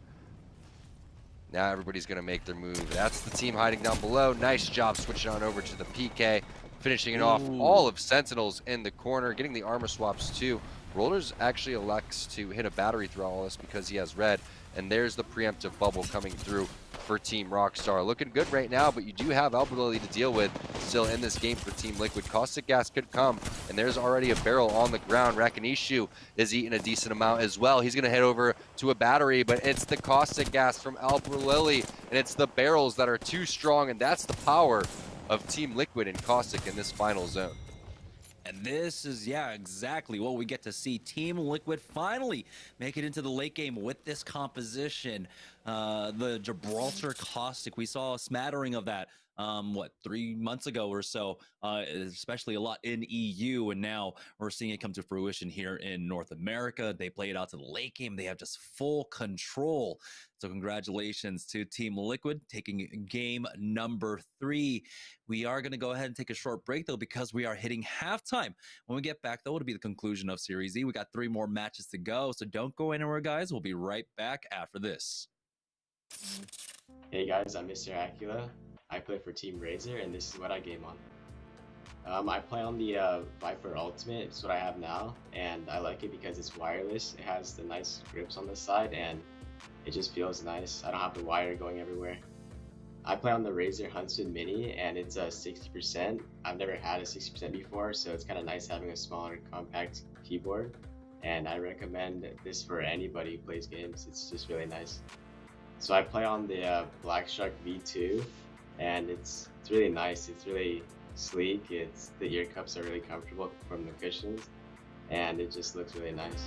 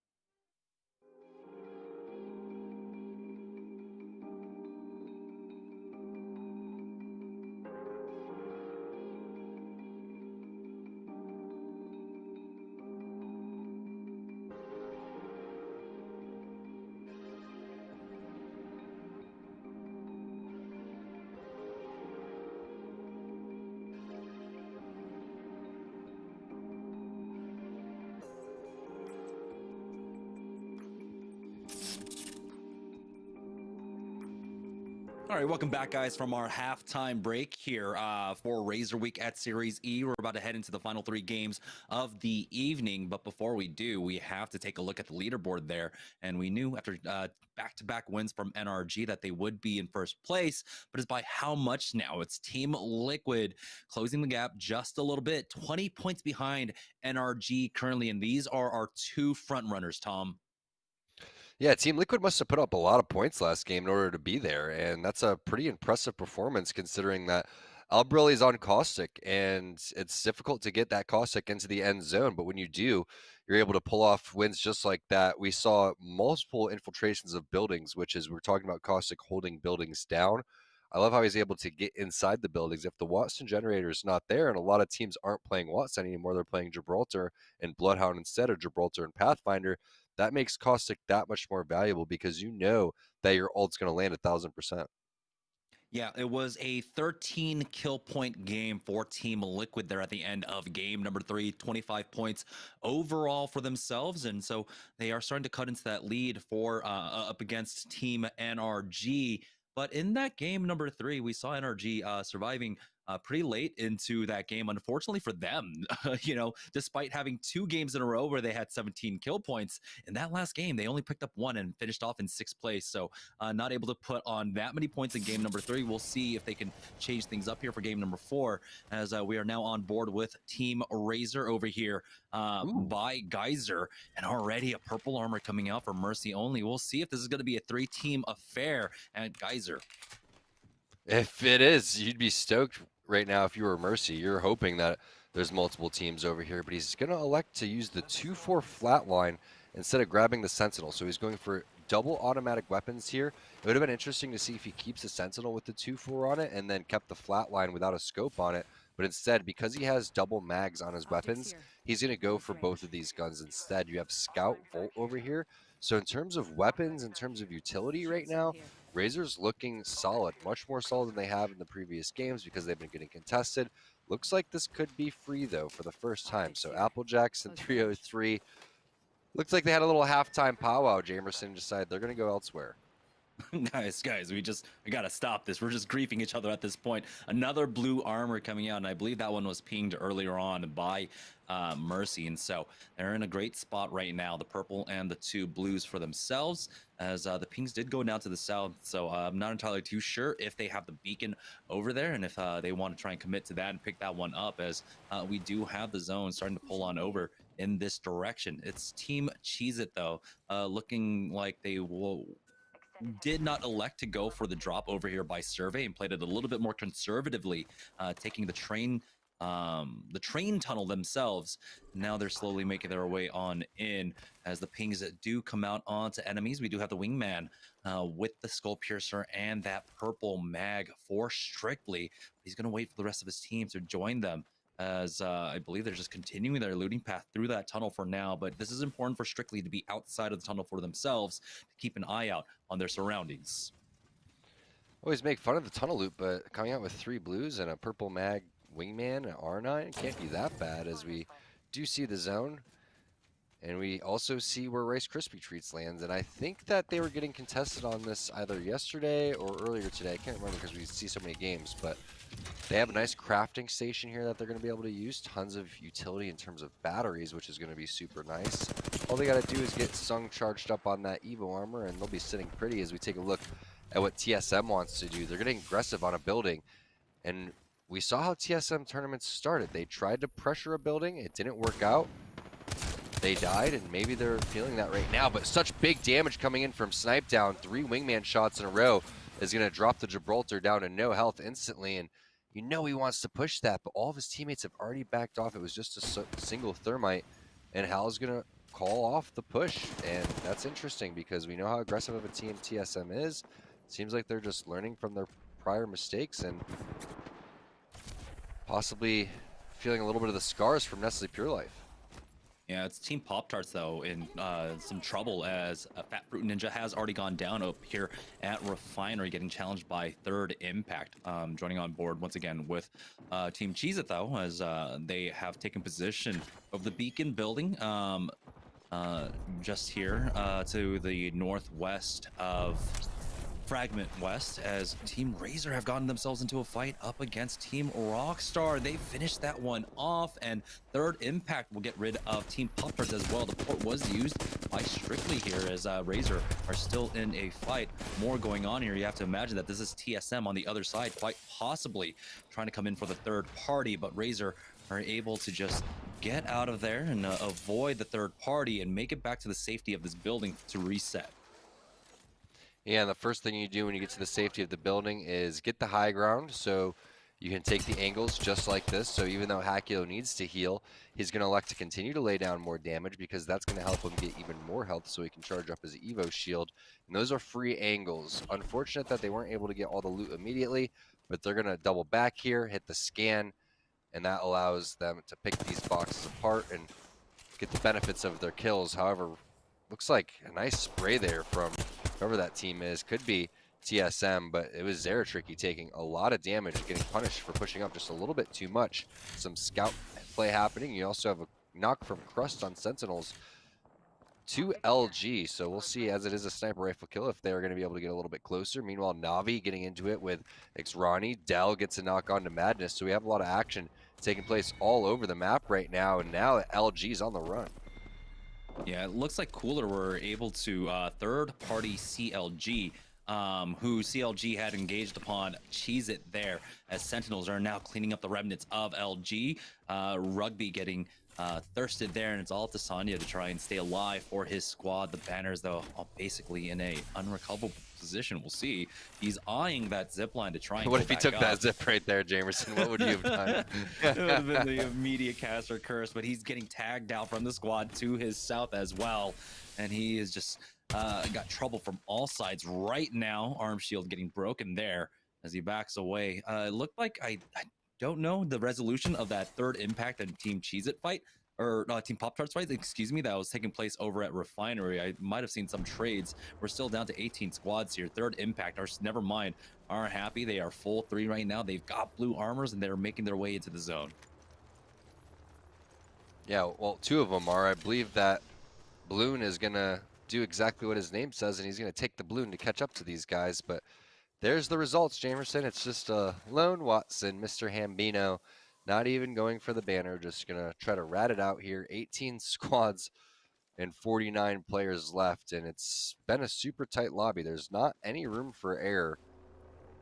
And I feel like the most interesting fact that we've seen so far has been Team Razer no longer getting contested, which really helps their just flow of the game and just their loot pathing and the rotations out. But now it looks like Madness is going to get back into the game. CLG waiting because it is round 1, and so the very last second to pull a trigger on this one, and there it is. They know the coast is clear. Pow's been checking it out for him. They're going to have 2 players defending Madness, as he's going to be able to try to get his armor and his guns back, and we'll see if they're going to be able to take this balloon and rotate back into the zone. So nice job by Vaxon getting Madness back into the game. You're going to need him if you're going to try to win this one. Yeah, and the body shouldn't be too far off. There it is. We can see Pow is going over to help Madness recover that right now. Joining on board with Team Pringles, though, as Casella is going on over to that Caustic, playing for the late game. And so we've got the barrels out over here at Sorting Factory for themselves, but we did see, of course, that ring does pull away, does continue to go over to the eastern side, over at that no-name that TSM were holding earlier on. It's Cooler who's looking to gatekeep CLG for now. We'll see how long they lurk here for, mounting their way on top of the building here to try and pick up additional KP.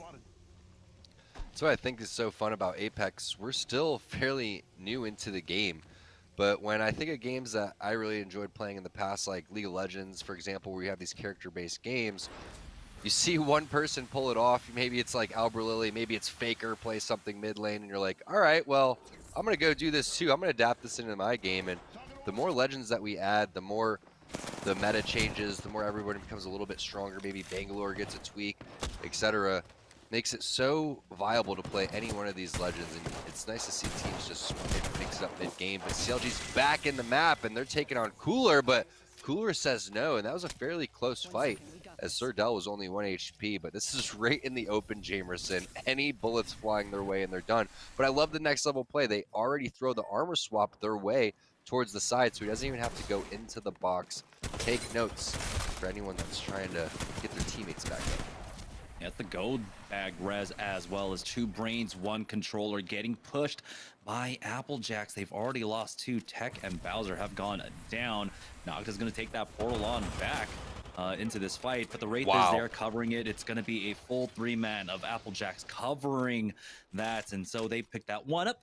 It's Team Razer, though, playing here on the south side of the map currently as they do bring up that ring information for us. It does go on over towards the eastern side of Sorting Factory, and so it looks like the Kings have gone down to go over to that toilet bowl as the nade connects onto NRG. Frexes, he does have to throw down that bubble as a defensive bombardment has been used by him, and he got tagged by that one. But now, here with the bubble on the other side, it looks like the port play is coming out from NRG to rotate them into the train carts here in the middle of the map. And it looks like they're just going to go ahead and elect to stay away from this fight and move their way on through. It's 303 that was on the other side of this fight. Beast of the Hunt was popped by ZZ, connecting with some decent shots from the long range. Scan comes out for themselves, clearing their south. And doesn't look like much will really come of this fight now as both teams just elect to start moving for this zone. Currently NRG running into some caustic gas there, moving through that train tunnel. Calculated from Albrilla. He knew energy was going to run through in that exact moment in time. That's why he placed the barrels there.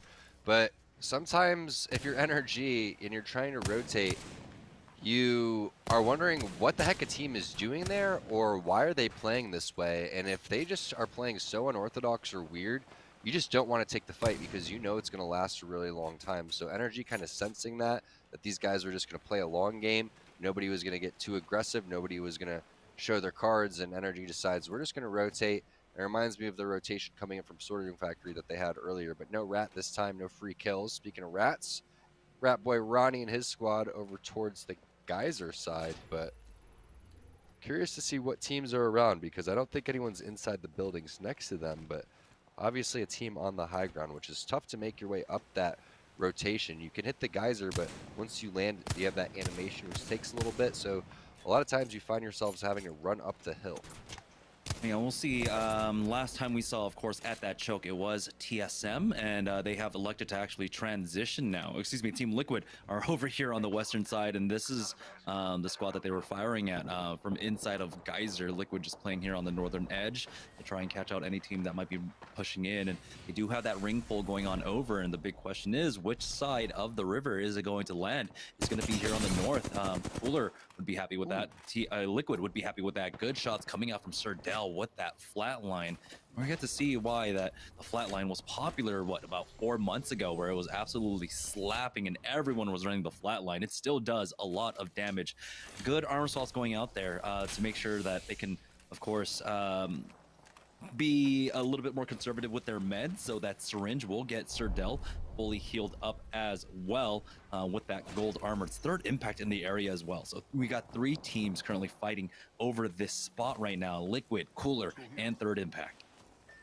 There's a couple of spots where this zone can end. Team Liquid, if it does go towards them, are in the ultimate god spot right now because we've seen the zone end on top of that zip line over there towards the bottom too, and there's another one that lands a little bit in between in the river. So 3 options for this zone. Then again, I could be wrong and it could pull somewhere completely different, but those are the most popular spots for that, and I'm not sure exactly if you're able to predict this early on without a scan which one it's going to be. But TSM been playing edge for a long time. Like you were saying, Jamerson, they were the team that was up in the choke, but now they're really interested in pushing this building, which they haven't found any action yet. This has been a very weird game for them. They were thinking about controlling the building over towards the side. They've been kind of going back and forth and haven't really pulled the trigger on a fight quite yet.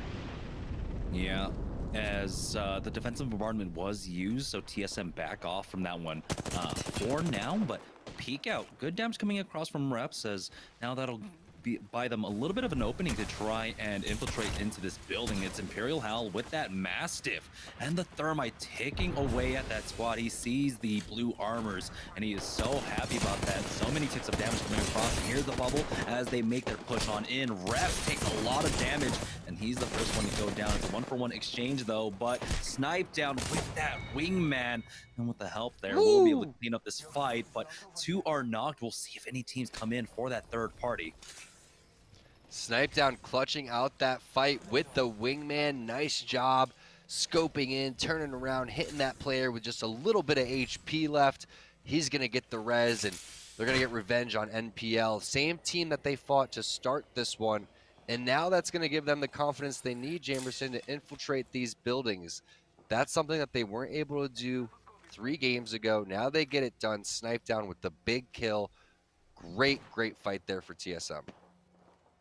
Yeah, luckily for them, you know, Liquid had to worry about their position, right? They had 3 teams or 2 other teams of Cooler and Third Impact that were just ready to push their position if they got a little over aggressive. And so the standoff there really saving Team Liquid, really saving TSM. They'll be able to recover, get all that loot. And now it's about how do they rotate into this one, as we do have that ring pulling on over. And so it looks like the Jungle Gym is still in here in Sorting Factory, but there's a team ahead of Team Razer right now. It's a Watson composition who are just playing around inside the blue bins. How will Razer approach this? They will have the scan with the Beast of the Hunt, and that'll come up every 6 seconds, but there's another squad on top of the main Sorting Factory building. So this fight is a dangerous one for them to take. Yeah, unfortunately, the flatline here is difficult to deal with. A scout or a charge rifle triple take would really help bully these people off of this position, but right now you have to wait for someone to really overextend their body before your flatline shots really even reach them. So that's why you see Mercy just poking and prodding, and instead of using a battery, he's going to use a Phoenix kit because he knows later on in the game there's not going to be much time to buy 10 seconds for yourself while they're locked in this building. That's a good opportunity. But speaking of the scout, there's some good mid-range shots right there from Kenny from Team Applejacks. They're going to send that player all the way underneath the bridge, but there's not going to be an aggressive play from Klein. He's not going to use the portal here.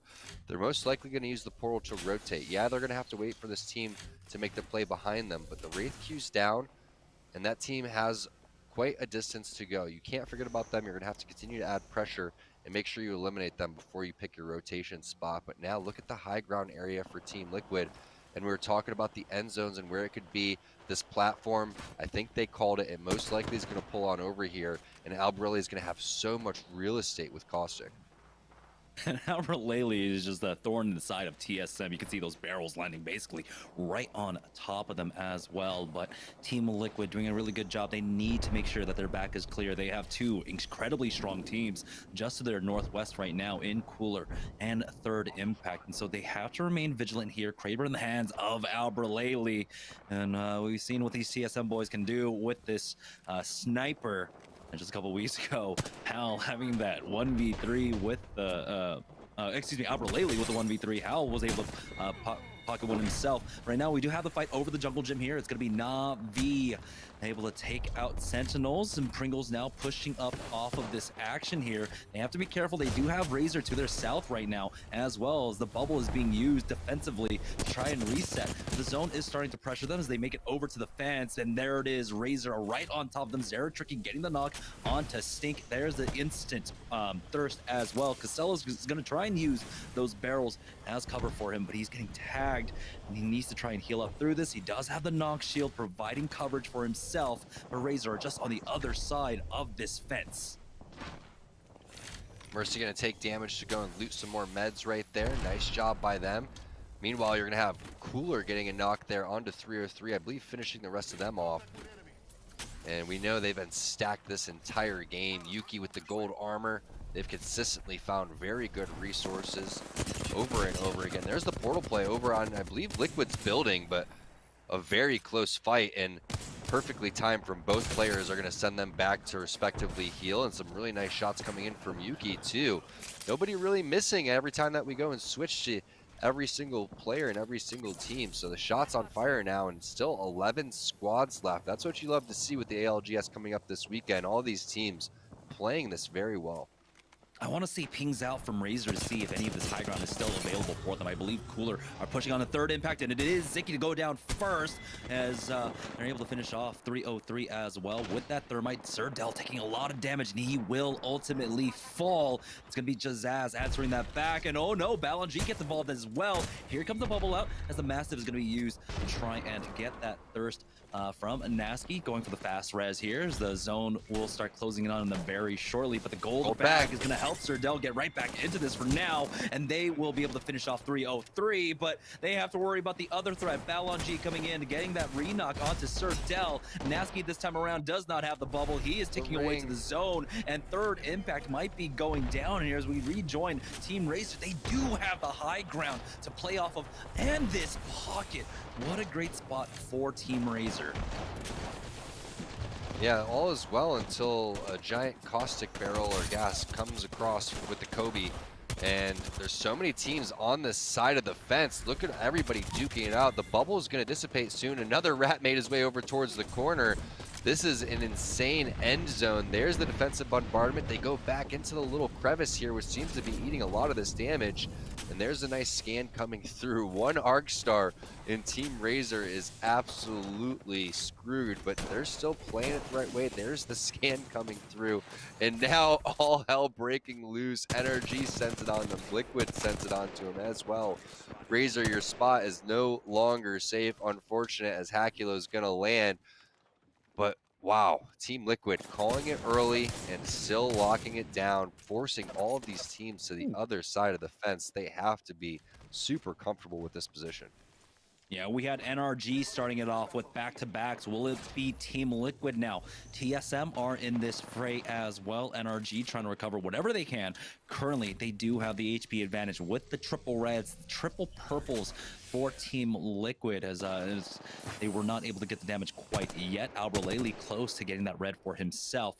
He does have the barrels on cooldown currently. Unfortunately, they were never able to get a gold helmet for him or anything at this point. And so he doesn't have as many barrels as he would like to play with, but going into this next ring, he'll have time to actually buy for the cooldowns for him to start stacking that one up as the barrel was popped.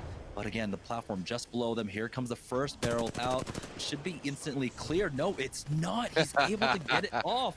And TSM are in a little bit of trouble here as the defensive bombardment did come down on top of Mac. And he took some damage there, but they're just going to wait and bide their time. Hope that NRG and TSM engage upon each other. But NRG have the high ground to work with. It's TSM ticking away, taking a lot of damage. Reps will go down to Nathan. And Imperial Hal is going to try and set up a different angle for himself as they do get the drop down now coming out from NRG, and NRG are going to go ahead and full send it here. How much damage can Hal do? He gets the knock onto Nathan, and if you're Liquid, you are just smacking and licking your lips, coming in to clean this one up. Flanker gets a knock onto Snipe Down, and it's third party finishes coming out for Team Liquid, and they are just dotting all their I's, crossing all their T's. Here comes Nocturnal with the port right on top of them, straight into the bubble. Backs right up off of that as Albraleli gets the thirst onto Snipe Down. Will they let NRG recover off the back of this? Just watching the portal here as they know they've got the finish. They got a player right below them. It might be how, no, it's just a knock actually as Nocturnal. Keeping an eye there. There comes a defensive bombardment down onto NRG, and TSM with Imperial Hal finishing off Frex will get himself in the top two, but they all know exactly what's going on. It's a 1v3, and Team Liquid will take it back to back here and take game number 4. Very well played by Team Liquid. We were expecting that zone to pull over towards that side. They called it super early. They locked down the building, and now we're seeing the power of the Caustic with some really great play calling. And Albraleli is putting it together, right? He's being patient. He's being annoying. He's covering a lot of different angles. We saw a lot of different Caustic plays where you can go and throw down something over towards the side, and as the zone's closing, shoot the barrel. Go and use the caustic gas to zone one team out and focus the other team. So really, Albraleli playing caustic like he's an experienced player, but you wouldn't expect anything less from one of the most successful players in Apex. What's very surprising about that game is that initial that spot that Team Liquid ended up taking, I mean, that's supposed to be TSM. If they were playing center zone, that would have been the building that they had priority to rotate into. Ultimately, though, we saw them making that rotation over to Geyser to find fights over there, and then going even further south. And so they completely gave up that position. That was the winning position for Team Liquid. Good things coming out for them with the back-to-back. We'll see if it was enough to catch up to NRG. Our admins are going to be, of course, tallying up all the scores. So we're going to take a short break, but when we get back, it'll be games number 5 and 6 of Series E here during Razer Week. So don't go anywhere, guys. We'll be right back. Hey, what's up? I'm Tricky, and I play for Team Razer, and these are the peripherals I use. I chose the Razer Viper Mini because of its smaller shape. I have smaller hands, so I prefer smaller mice. With it being smaller, it's also lighter. It's only about like 60 grams or something like that, so it's one of the lightest mice you can buy. The skates are super nice too. The RGB is a little nice touch. The clicks feel good. The wire, you don't even notice it's there. It's almost like it's wireless. And the shape is perfect. So yeah. This is my keyboard. I play on the Razer Huntsman Mini. I chose the Razer Huntsman Mini because of its 60% form factor. I've never used one so tiny, so it took a little bit of time to adjust to. But I chose it because the sound of it is really nice. The lighting is super customizable and it's pretty bright. And the build quality just feels good, it feels sturdy. This is the headset I play on. It's the Razer Black Shark V2. I chose it because it's actually really light, and I feel like comfort is a huge thing when it comes to gaming. It's super light. The foam pads are pretty comfortable, the top and the ear cups. And the look of it, it's just sleek. It's pretty minimal. It's nothing crazy. It's just black, and I like it.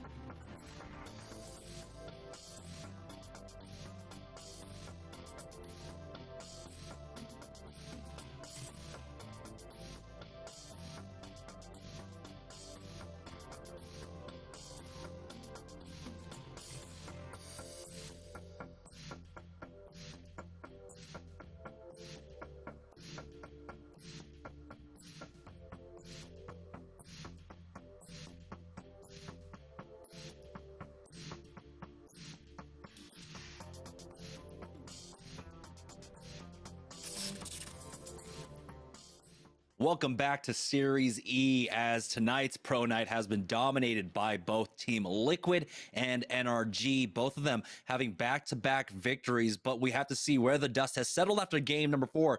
Taking a look at the leaderboard, Team NRG are still in the lead, but again, I believe they had like about a 20-point discrepancy above Team Liquid there. Now cut down to 12 points, and both of these teams are really starting to pull away from the rest of the pack. Team Razer there in third place with 38 points. It's so wild to see NRG with so many points still. You would think Team Liquid would have brought it to win maybe 5 points, something along those lines, but still 12 points. That's one victory still away without any kill points added on. Team Razer kind of hanging in there, Coolers within there as well. So our EU teams have always done phenomenal. And keep in mind, guys, if you're just watching, I saw questions in the chat. This is our 9 partnered teams going up against 11 pro teams, 7 from NA and 4 from EU. Yeah, and I think this last game just really does put on display the kind of differings of styles. Playing the edge, versus playing center zone. Team Liquid ended up playing center zone. They had the spot, they had the god spot from ring number 1, but ultimately, because of that position, they weren't able to be as proactive as possible. They only ended up getting 6 kill points, despite taking that first place victory for themselves. And so, not putting on that many points. It was taking a look at NRG. They made it to the end game, but they only got 3 kill points along the way. So, definitely one of the lower fragging games for them, especially when they started it off. 34 kills between games number 1 and 2 for themselves. And so we're seeing how those styles differ, especially when it comes to these high fragging games. So we'll see. Team Liquid, they need to continue to have these performances, but they also need to find those mid-game kills. Yeah, we have to keep tabs on a team like TSM, where Hal found his way towards, I think, second place right there, and they're going to start getting more and more aggressive. They found their confidence from last game after clearing out the building that NPL was at. I think they're going to be frustrated in the way that they've been playing, not really picking if they're going to fully play edge or get towards the end zone, because we know they have the fastest rotations.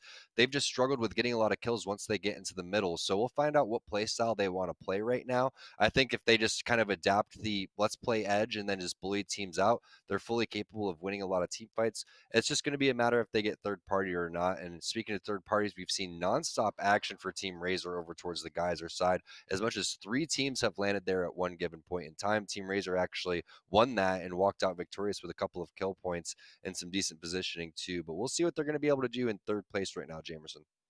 Yeah, and the name of the game for Team Razer this week has been adaptation, really changing up their style. No longer, of course, playing that Watts and playing more for edge play and taking those fights there on the edge, and also having the variable drop going over towards Geyser. We've been seeing across the last 4 games as we have game 5 set, and here is the drop coming out from Team Razer. They have been taking control over the western side, but it doesn't look like they're being contested because Zara Tricky is off on his own deep inside Geyser right now, so they'll have all this loot to work with. Blue mag will be going over onto that wingman and the blue bag. Unfortunately, they don't have the replicators to work with, and there is an additional blue bag for themselves as Pop-Tarts, oh no, getting jumped upon by Third Impact once again. It's Fat Fruit Ninja, the first one to go down. Feels like it might be the 4th game in a row where that has happened. Blight is caught out by himself as well, and Lucas is just like, guys, I've got no armor. P20, no armor. Yeah, been there before. Awesome. Where'd these guys land? What guns did they get? Oh, sweet. Mozambique. Nice. Purple armor on Pizzazz. I love my life. It's fine. Yeah, this is great. We're going to win. Oh, man. Poor Team Pop-Tarts. Yeah, fortunately for Team Pop-Tarts, there's no Bloodhound on this, so if he can kind of maneuver himself into a position to come back and try to pick these up, you can't imagine that Third Impact will want to stick around here for too long, as it looks like Sentinels have found themselves in a fight. It's Cheese It now, moving on over to Sorting Factory. Retsy's already gotten the knock onto nades, and they will clean that up. Sentinels, though, in a little bit of a dire spot here. We'll see if Team Liquid come in. There weren't any trades, but Third Impact find themselves in that final fight up against Pop-Tarts' Lucas, and he will get finished off. Hey, Lucas at least took one down, something that his teammate's going to do, I guess, but they probably just full sent it onto him anyway, knowing that if they traded, they were going to be completely fine. There's no one going to third party over towards this area. It's kind of a random spot to rotate over towards anyway, but we're taking a look at the other crypto in this lobby next to 2 Brains, 1 Controller. It's been Kenny. We've seen some decent positioning for Applejacks, but nothing major in terms of kill points or any W's. We saw them pick up a W yesterday in our open day. I believe it was in game number 4. So they're fully capable of doing so, but with just white armors on the rotation here with no Gibraltar, this is a very, very sensitive spot on the map to be. You can't really stay on these tracks for long. You have to either rotate into the building or you have to rotate hard right. So once you get onto the train tracks, you can't afford to stay there. That's exactly what they realize. They're going to go into the building and then they're make the rotation from the fragment side. So looks like we're just going to set up a little spy cam here for Kenny, try to figure out who's in the vicinity. He feels pretty safe under this bridge, hits the scan as well, and that's going to give us some decent information. Also, 2 Brains, 1 Controller is going to give us a lot of information too, because they've already hit a scan and they're making their way over towards the train side with some decent loot too. Purple on knock, double blue here for Tech and Bowser, and they're going to have to pick which train cart they're going to want, or they could hold the big warehouse here with the Watson. And 2 brains, 1 controller have been quite silent in today's tournament. Only 4 points overall for them across 4 games, averaging 1 point per game right now. Tech has to go for that armor swap here as they are making their move on up. Taking a big triple take shot is Tech, forced to use that cell. The team above not going to send it on them quite yet, and they do favor their position on the upper train cart here. Do have Knocked going for that Q. Here's the EMP out onto that squad as Perfect portal looks like play. they do have the portal to get them up top into the other competing train cart there. Yeah, but they're not going to have the Watson inside the train cart, which is going to be difficult. And now is Albrille's time to shine with this caustic. That's going to give hit markers over towards the side. That's going to show where these players are at. It's also going to throw a fat thermite over towards the side. Another barrel, too. Nice plays by Albrille, just zoning out the enemy team. Will that be enough for them to be able to get this res off? Flanker's going to stick that one. No bubble. There's the counter scan coming through, which stinks because now they're going to be able to find out that they were getting the res off. There's the Q coming in from Nocturnal. Nice job from Albrille to help reset. Players are going to push. They're going to set a counter portal through, which means Albrille is going to, again, zone them out. But a fat grenade's going to come over through the side. The portal play coming through from Nocturnal. He was able to hit 2 cells throughout all this, but everyone's extremely weak, and they realize that that's going to be LG coming through. And now Albrille going to say, all right, I'm just going to have to stay here with my teammates and try to win this 1 versus 3. Hits the Phoenix kit, but I don't think that's going to be enough. Now, unfortunate for Team Liquid, LG comes through. Third party already coming immediately. They're going to use, I believe, their own portal to get out of there. Or no, that's going to be, Liquid and Nocturnal's portal to get out. So armor swaps are there. Hundreds and Team Pringles are in the vicinity, and now non-stop action coming in from the sides. Yeah, it could be Pringles and Intel here. It is just Pringles so far. If they get the knock onto Rugby, they will be able to finish them off. Team Pringles coming on in as right now they have to worry. That's the other team that was trying to get involved in this fight as well. As the defensive bombardment comes down, and we're seeing, of course, the changes to the caustic gas. It starts ticking at 6 and does so much damage. That's a lot of flesh damage that went across from Casellas, but they don't want to push it. They're happy to pick up these kill points and the additional loot, and they have all these barrels to play around as well. So they'll be controlling this choke, which will be incredibly strong if the ring continues to pull up to train yard. They will double back, though, to try and check over this loot for now and see if the team are still in this position here, moving up as a full 3-man unit, and it looks like they will be able to reap the benefits of all of this loot. Yeah, the power of Caustic really showing there from Albrille. Not only was he able to almost get out of that situation, but he bought enough time where you get the satisfaction of watching the team that killed you died while you're spectating them. So I'm sure he's pretty satisfied with at least the result that LG died and their name wasn't in vain. But now we see what's going on with Sentinels. They're over towards the side trying to make a fat rotation, but Third Impact is also getting aggressive on the survey side. That's going to be balloon dropping. Jazaz maybe is going to drop as well as he takes a lot of damage from the side, and there's the finish right there in flush. That's cooler on the survey side. So some fights and some more aggressive play this game than we've seen from the previous couple, as teams are playing the edge, and it looks like Third Impact is 100% sold on recovering this banner. They're going to hang out for quite some time. Yeah, it's just first zone, of course, doesn't take for that much. Jazaz all the way over at Refiner and Ziki, basically across the map from him at this point. Jazaz taking a lot of damage as he does make his way finally into the building, but does he have meds?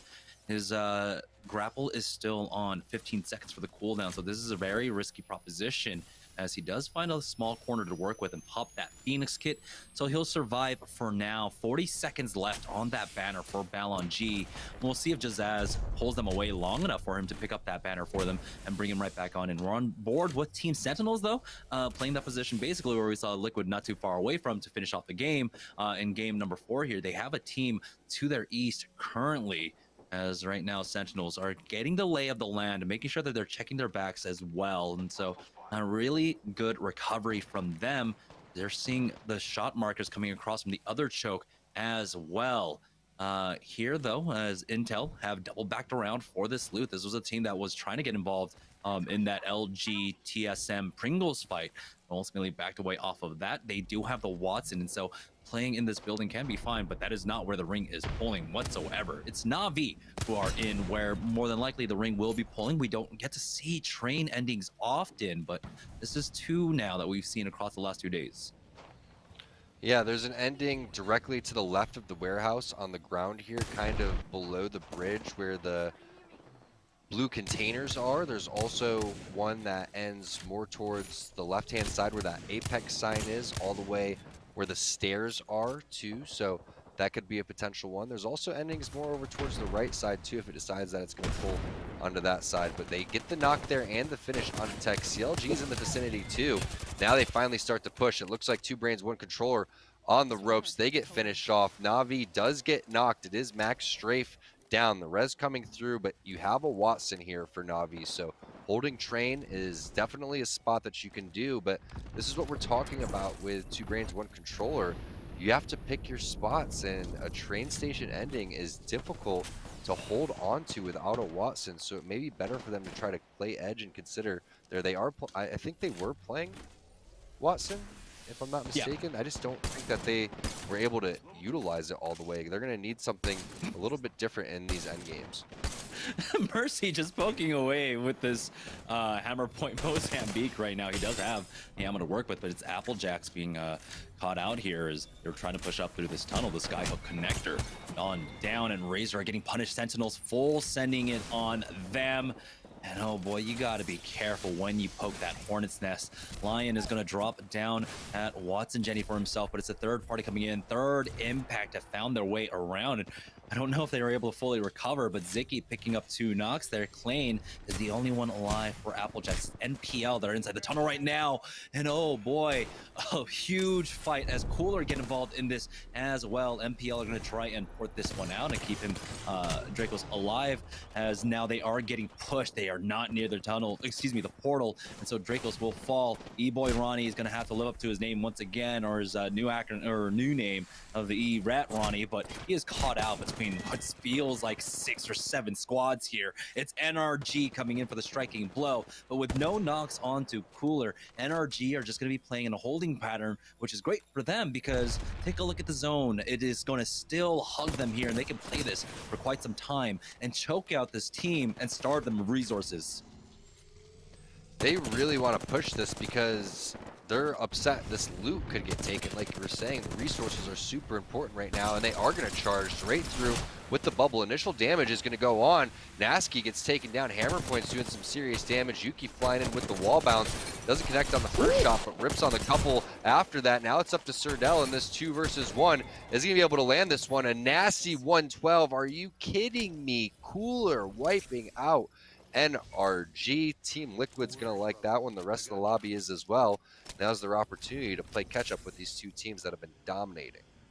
That was just a beautiful display of team fighting, individual mechanics, everything. You saw, Yuki, you mentioned that wall bounce to get over that thermite, take no damage, and get involved in that fight. It was a full send coming out from Cooler, who knew that they were just boxed in there. 303 on the lurk, though, coming in, crab walking in Apex Legends. What is this? Fortnite, as he already connects with that purple, but now the third party coming in all the way from the sniper tower there. Instantly, they are forced to use that bubble to try and heal up, but now they are getting sandwiched themselves. 303 getting punished for their devious ways here. They're getting knocked. ZZ goes down. Fury gets cleaned up. It's third Impact wrapping all the way around, making a very far rotation out, not getting involved in that tunnel fight whatsoever. Great decision for them. Amounts to kill points. Will they be able to get aggressive onto Cooler here? Looks like they're, cooler heads will prevail as they just go for the reset. Yeah, smart rotation coming in for third Impact, and they're looking very healthy, and we know how much loot was over here. So if they're able to clear out this side, they should have an easy rotation coming through. There are going to be teams that try to make their way over towards the choke, but they're going to stay interested on this team that's really caught out right now because this team has to filter through over towards their side, and a team could easily poke their nose over towards the hill and help them pinch whoever's over here. So as long as they keep their distance and don't get over aggressive, they should be able to play gatekeeper for a while. But again, one person does have to watch their back throughout all of this time. A lot of damage initially comes in from Cooler, but again, the counter play is coming through, everybody kind of falling back and laying down some nice cover fire right there. So these 2 EU teams are very, very into eliminating one another so they don't have to rotate towards the side. But this is what we're talking about. The pings from Cooler over towards the hill. They need to get someone over there to make sure nobody's coming up towards the top, because someone could easily be wrapping around either one of these chokes. Beast of the Hunt is going to get popped as they hear a lot of fighting as well. So they can get involved in this fight between Rockstar and I can't remember quite right now who it was that we saw just before this. And so this is going to be a very, very tough affair. We'll see how aggressive Cooler get off the back of this. It's TSM getting knocked. Yuki with that triple take getting the knock onto Imperial Hal. So they're not going to have that. Hopefully they'll have the bubble to try and get him back into this, but Snipe Down has gone down as well, and there is the bubble. Nasty has pushed up along with Sir Del. They're looking to finish this one off. This is a different fight going on for Third Impact though, and so we're just getting thrown all the way all over the place right now as Third Impact get the knock on to G Bird to get the thirst as well. Nasty has fallen here, so they won't have the bubble res to play off of. We'll see if Sir Del can get him back with this portal though, and it looks like that is just what they have done. Cooler will be able to stabilize here and get the res, knocking him into position. Sir Del is really good about that. He's super quick on it, but here is Rockstar now trying to push the advantage. They know they have the man advantage, but Matt Pickett has to fall back because he does get tagged for about 50 damage here, and that might buy enough time for Cooler to recover. They can wrap around to the other side of the rock if they want to back up even more as well. The high ground push coming out from Rakanishu is the double peak as Sir Del is just standing still, gets taken out, and now Cooler are in a dangerous spot. It's a 2v3, but they force Matt Pickett to use that bat for now. They'll have the res, and it looks like with the gold backpack, so Sir Del is right back into this. They've got the bubble for the fast deals as well, and somehow Cooler survived this round of fighting. Yuki really tempting fate here on that Gibraltar. He's got that triple take, but he will back away. They've got 1 minute and 30 seconds to take this fight. So it looks like both teams quite possibly looking to disengage. Never mind as Cooler go for that re-peak, and it's Rockstar that are just fading away and pulling back away from this fight. Yeah, because the ring closes in a minute, and they realize they have a pretty decent rotation, but like you said, Cooler's not letting him go. They're forcing the issue here. They don't want to have to rotate over towards the right-hand side. Looks like they're the team that wants this free rotation. They know they have the armor advantage. Red's on this side, and purple and blue on the other side. So Rockstar realizing that they're going to have to retreat, and they have limited options here, Jamerson. There's only 2 spots to go from. They have time to try and get into the train tunnel. That could be a spot that they can get into, of course, with the changes coming in from Season 6. There's a lot more cover to work off of as well. Speaking of Season 6 changes, you know, we have to also mention these high ground train carts being dropped down by about 10-15 meters, a lot more easily accessible, as it looks like Cooler right on top of Third Impact taking the sniper tower there. Nasty will get the thirst, get the second thirst as well, as the rest of the squad tries to heal up. They'll have the armor swaps to just get right back into this, and that's not too bad. 202 damage to get onto a red for that one, but they still have to make a move here as the zone continues to pull away, and we will have the zone start moving now. They've got the pings over to their northwest as well, and Nasky will go ahead and stay on that purple as it looks like Team Pringles are playing over by the train tunnel. They've got a lot of cover to work with, and we know that, of course, there was a team rotating in. It's Team Rockstar made their way into the train tunnel. They are here. Don't know how much cover they actually have to play with. So this is going to be a very contentious spot right now with the Craver Rakanishu. It's going to hold on to it for now, but it looks like they do have really good cover. They can play here until the top 5. We'll see if this ring does pull away onto basically the cliff wall, or if it goes over more towards that warehouse in just a moment. Still, Kraber in the hands of Rakanishu, and it looks like it might just be that cliff wall ending. Called it. Called it. See this ending a lot. So if you're coming for where Team Rockstar is, it's actually a very good place to rotate from, but you do want to clear out this team over towards the left because you know they're trapped out. The problem is that's a caustic team. I believe that's Team Pringles over there. So you may end up getting a little bit too excited and pushing these guys too hard and realizing you're not going to like what you see. And this is the power of the caustic. You're able to reset here with the Gibraltar too. That defensive bombardment's not going to really do anything for Stink except stop them from actually being able to challenge over here. All of that's going to be eaten from that giant Apex Legends banner that you're seeing. And now all of the Casellos stink bombs, caustic barrels, are going to go get trapped off over towards that side. So sharing a little bit of resources here.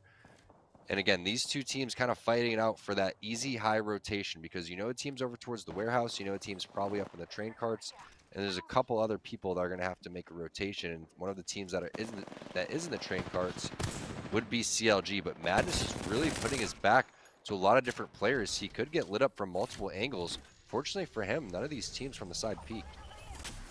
And we also saw, I believe, Team Pringles throwing over the ultimate excels to their caustic, so they want to have that ultimate in time for this right now. Looks like Cooler were able to make the rotation into the big warehouse here in a very great spot, allowing the lobby to get rid of itself. We already know they've picked up a lot of kill points along the way. It's now Rockstar walking up with this. They've got great cover up against that high ground just to their right as well. The bubble was used by Team Pringles. They're looking for a way to try and get aggressive here.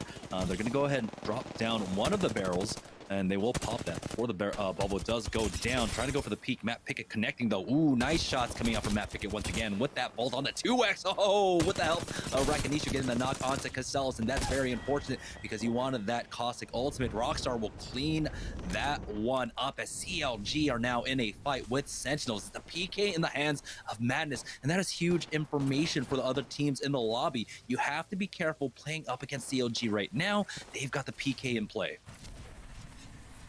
Oh, Tempest accidentally taking the portal back into the zone. Hopefully for him doesn't disappear. They're already watching that side. He's going to go back to safety, and they're going to hold this bottom area, which is good because you do have that pylon up. So as long as that thing doesn't go away, you should be okay. Meanwhile, CLG playing the ultimate high ground right here. They have to worry about the other team that's across from them. So there's a lot going on CLG's end, but when you continue to play the high ground with Pathfinder, this is the strength of Path and why you're seeing him utilized in a lot of these zones. But love to see CLG just continue to play patient here. They don't have to make any major moves. This is the only team they have to worry about, and they're getting free shots. I believe that is Pickett with a late rotation on that Watson. I think he was actually just looting theirs. You saw he was just standing still, and he almost went down. That was very scary as the bubble was used so that he could loot. And so they wouldn't have had the bubble res for themselves. But here comes the port on out. I don't know exactly which team that is, but CLG are super happy with this position. Like you said, on the ultimate high ground here, a lot of the teams are going to be forced to fight, and they'll have the option to push whenever they want. Sir Dell getting that first knock, bubble versus bubble. You know, on the other side, a standoff as Rollers is holding it. They're going to go ahead and toss down a nade, slow them down for now, buy some time for Rollers to get that fast heal on that bat. But he has taken so much damage here, dropped down to about 26 HP, but it's Cooler getting pressured by the zone right now as they swing around. It's intel from the other blue. Bins getting the knock onto Rolders, and Matt Pickett, the only one still alive here, playing that expertly as he is able to get the bat off. Forced to fall back with that TP, and it's all out scramble as CLG are looking to clean this one up. They're full healthy lobby, full healthy team as Matt Pickett just trying to delay the inevitable, and he will get finished off by Tempest. CLG have dropped down here onto the low ground to get the thirst onto Hill, and Madness with the shots from the Hemlock will get the knock onto Teen, but he has to worry about the other team here just below them as well as he misses the stairs. It was a little bit of a scary situation, but Intel survived for now. Teen is still there, and Tempest might have the opportunity to get Team back up. That scan is going to slow him down a little bit. He's waiting for it to dissipate before he does anything, which is a smart play. Not going to be able to get the res off if they're going to charge him. Yeah, all three players set that bubble down. The Bloodhound scan was too smart coming in for Cooler, but while they do that, they turn their back towards CLG. CLG's going to capitalize that. That's 2 knocks. Everybody extremely healthy. They're going to finish that one off. Nice job there coming in for CLG. We know they take the high ground, but they play it perfectly in terms of dropping down and getting back up top. Yeah, great win for CLG, but also good decision making coming out from Cooler there. They made the ultimate decision. We're playing for second. We don't really have a chance to play for first at this point because when we have to scramble for the zone in the late game there, we're probably going to get into a fight up against that last squad. So they took matters into their own hand, got rid of Intel, secure second place along with the kill points. So good thinking coming out from them, but CLG will be the ultimate winners of game number 5.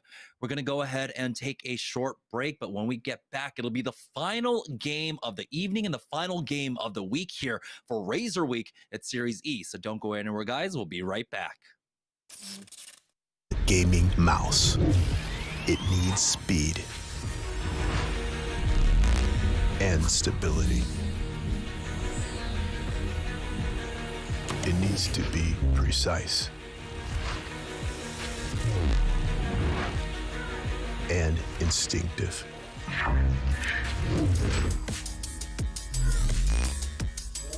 It needs to be light but strong. It needs to be reliable and swift. It needs to last. It needs to be ready. It needs a name.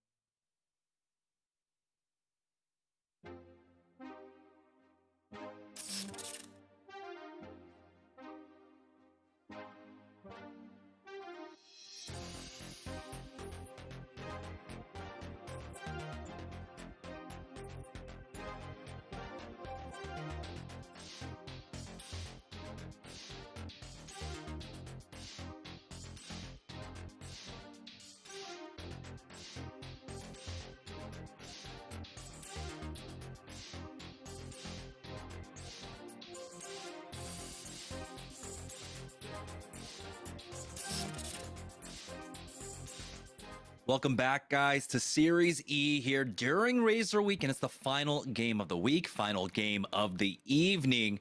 And just before we go ahead and head into the leaderboards, let's go ahead and talk about the giveaways. Make sure you're typing in !! giveaway. We do have, of course, the Viper mouse that we will be giving away here in Twitch chat, but we also have the Twitter giveaway as well. A huge Razer bundle. So follow us on Twitter at Esports Arena and Razer and find that tweet, retweet it, like it, do all that stuff. Anyhow, let's go ahead and hop into the leaderboards. As NRG were only able to put up 2 points in that last game, but luckily for them as well, Team Liquid went down in 18th place, putting no points on the board. So they grow their lead by 2 points, but this does leave up an opening now for Cooler, who had a good game number 5 for themselves, now here in 3rd place with 51 points, Tom. Yeah, and it's going to be tough for these other teams to try to catch up because of the hot starts. We know, if you're just joining us, NRG and Team Liquid, they've won 2 games each, so that's absolutely insane. Back-to-back games coming through for each one of them, but I really feel like Team Liquid had the opportunity with the caustic. They just weren't able to get out of that situation where they were getting hunted down by, I believe it was Team LG, who died right after that, and they were so close to that train tunnel with the caustic. If they could have got through the train tunnel into the train area, they would have set up fairly early before any other teams, and we could have saw them come back. But they now have 14 points to make up to NRG, and there also is a decent race going on for 2nd place if Team Liquid doesn't have a good game. Yeah, so NRG, will they be able to maintain their consistency throughout the day, having really good games? It has been a shorter game today, as we cut out 2, and so we're only playing the 6, and so that meant there was less time for teams to catch up. That's why you're seeing such a large discrepancy, especially when our top 2 teams have 4 wins across the last 5 games so far. So heading into game number 6, it's looking largely like it's a two-horse race, but Cooler are still there, nipping at their heels. Again, they are starting to find their stride, getting a little bit more aggressive, really pushing these team fights. We'll see what Cooler can do to try and upset the top 2 right now. One of our EU representatives here on our pro evening. It's game number 6, and it's all going to come down to this one, Tom. Yeah, and I think we're seeing with a team like NPL how crazy Apex can be, right? Where they win last week, they're playing on Olympus. This week, we're playing on World's Edge, and you're starting to see the teams that have been playing on World's Edge together for over a year, whether it's 2/3 of their team or the entire team as a squad. It's difficult because these guys have landed in the same spot for the entire time. They've taken the same rotations, and you're still a new team a month or 2 in, and you're still trying to figure these things out. There's not much opportunity to do it in the scrims. You have to do it during Series E or during the tournaments, figuring all that stuff out. Meanwhile, Team Razer is a team that has been figuring stuff out for quite some time, and looks like they spotted a player out by themselves, and they're hunting him down. They go all the way over to Thermal, of all places, as well. Getting that knock, and they'll be able to get the finish onto Tempest. That's pretty unfortunate for them. Scan comes out, no hostiles detected for Mercy only, but because they full 3 dropped into this corner, you know, there's loot's going to be a little bit scarce for them.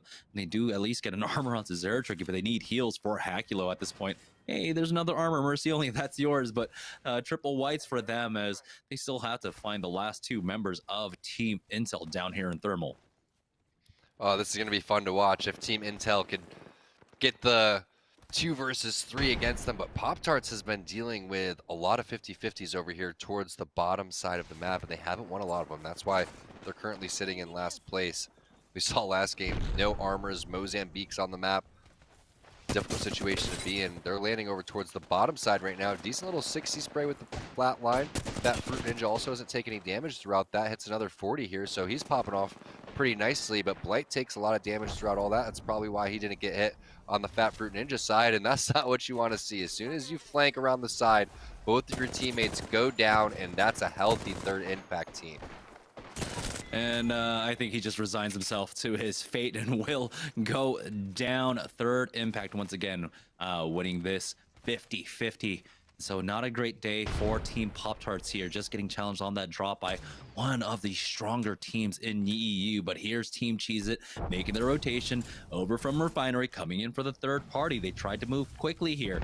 As you can see, only white armors for themselves, so they weren't spending too much time looting, trying to find more. But it looks like that 3rd impact might have already gotten out of here, got themselves out of trouble.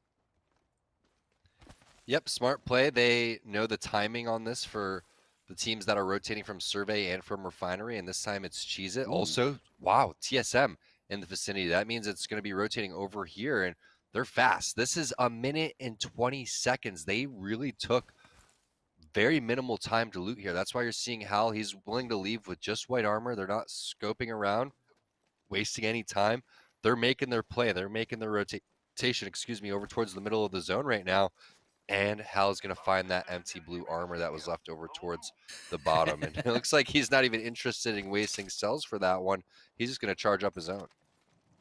Yeah, I feel like he might have had a little bit of flashbacks of that alliance trap that we saw in scrims from IPN a couple of weeks ago, but he didn't care. He still went for it, but very unfortunate there that it was an empty one, as Team Jesus have backed all the way up to Refinery now and find themselves in a fight as they backed away. The Thermite connecting onto Strictly, but he's going to be able to heal that one up. They do have a blue armor on the other side that they have to worry about. This could be third impact trying to finish off this one, as we saw, of course, that third party attempt coming in from Cheez It. Wow. They've got the knock. They've gotten 2 knocks. It's all up to Balon, but he has been taken out. Here's TSM, though, coming in for that third party. Great timing coming out from them.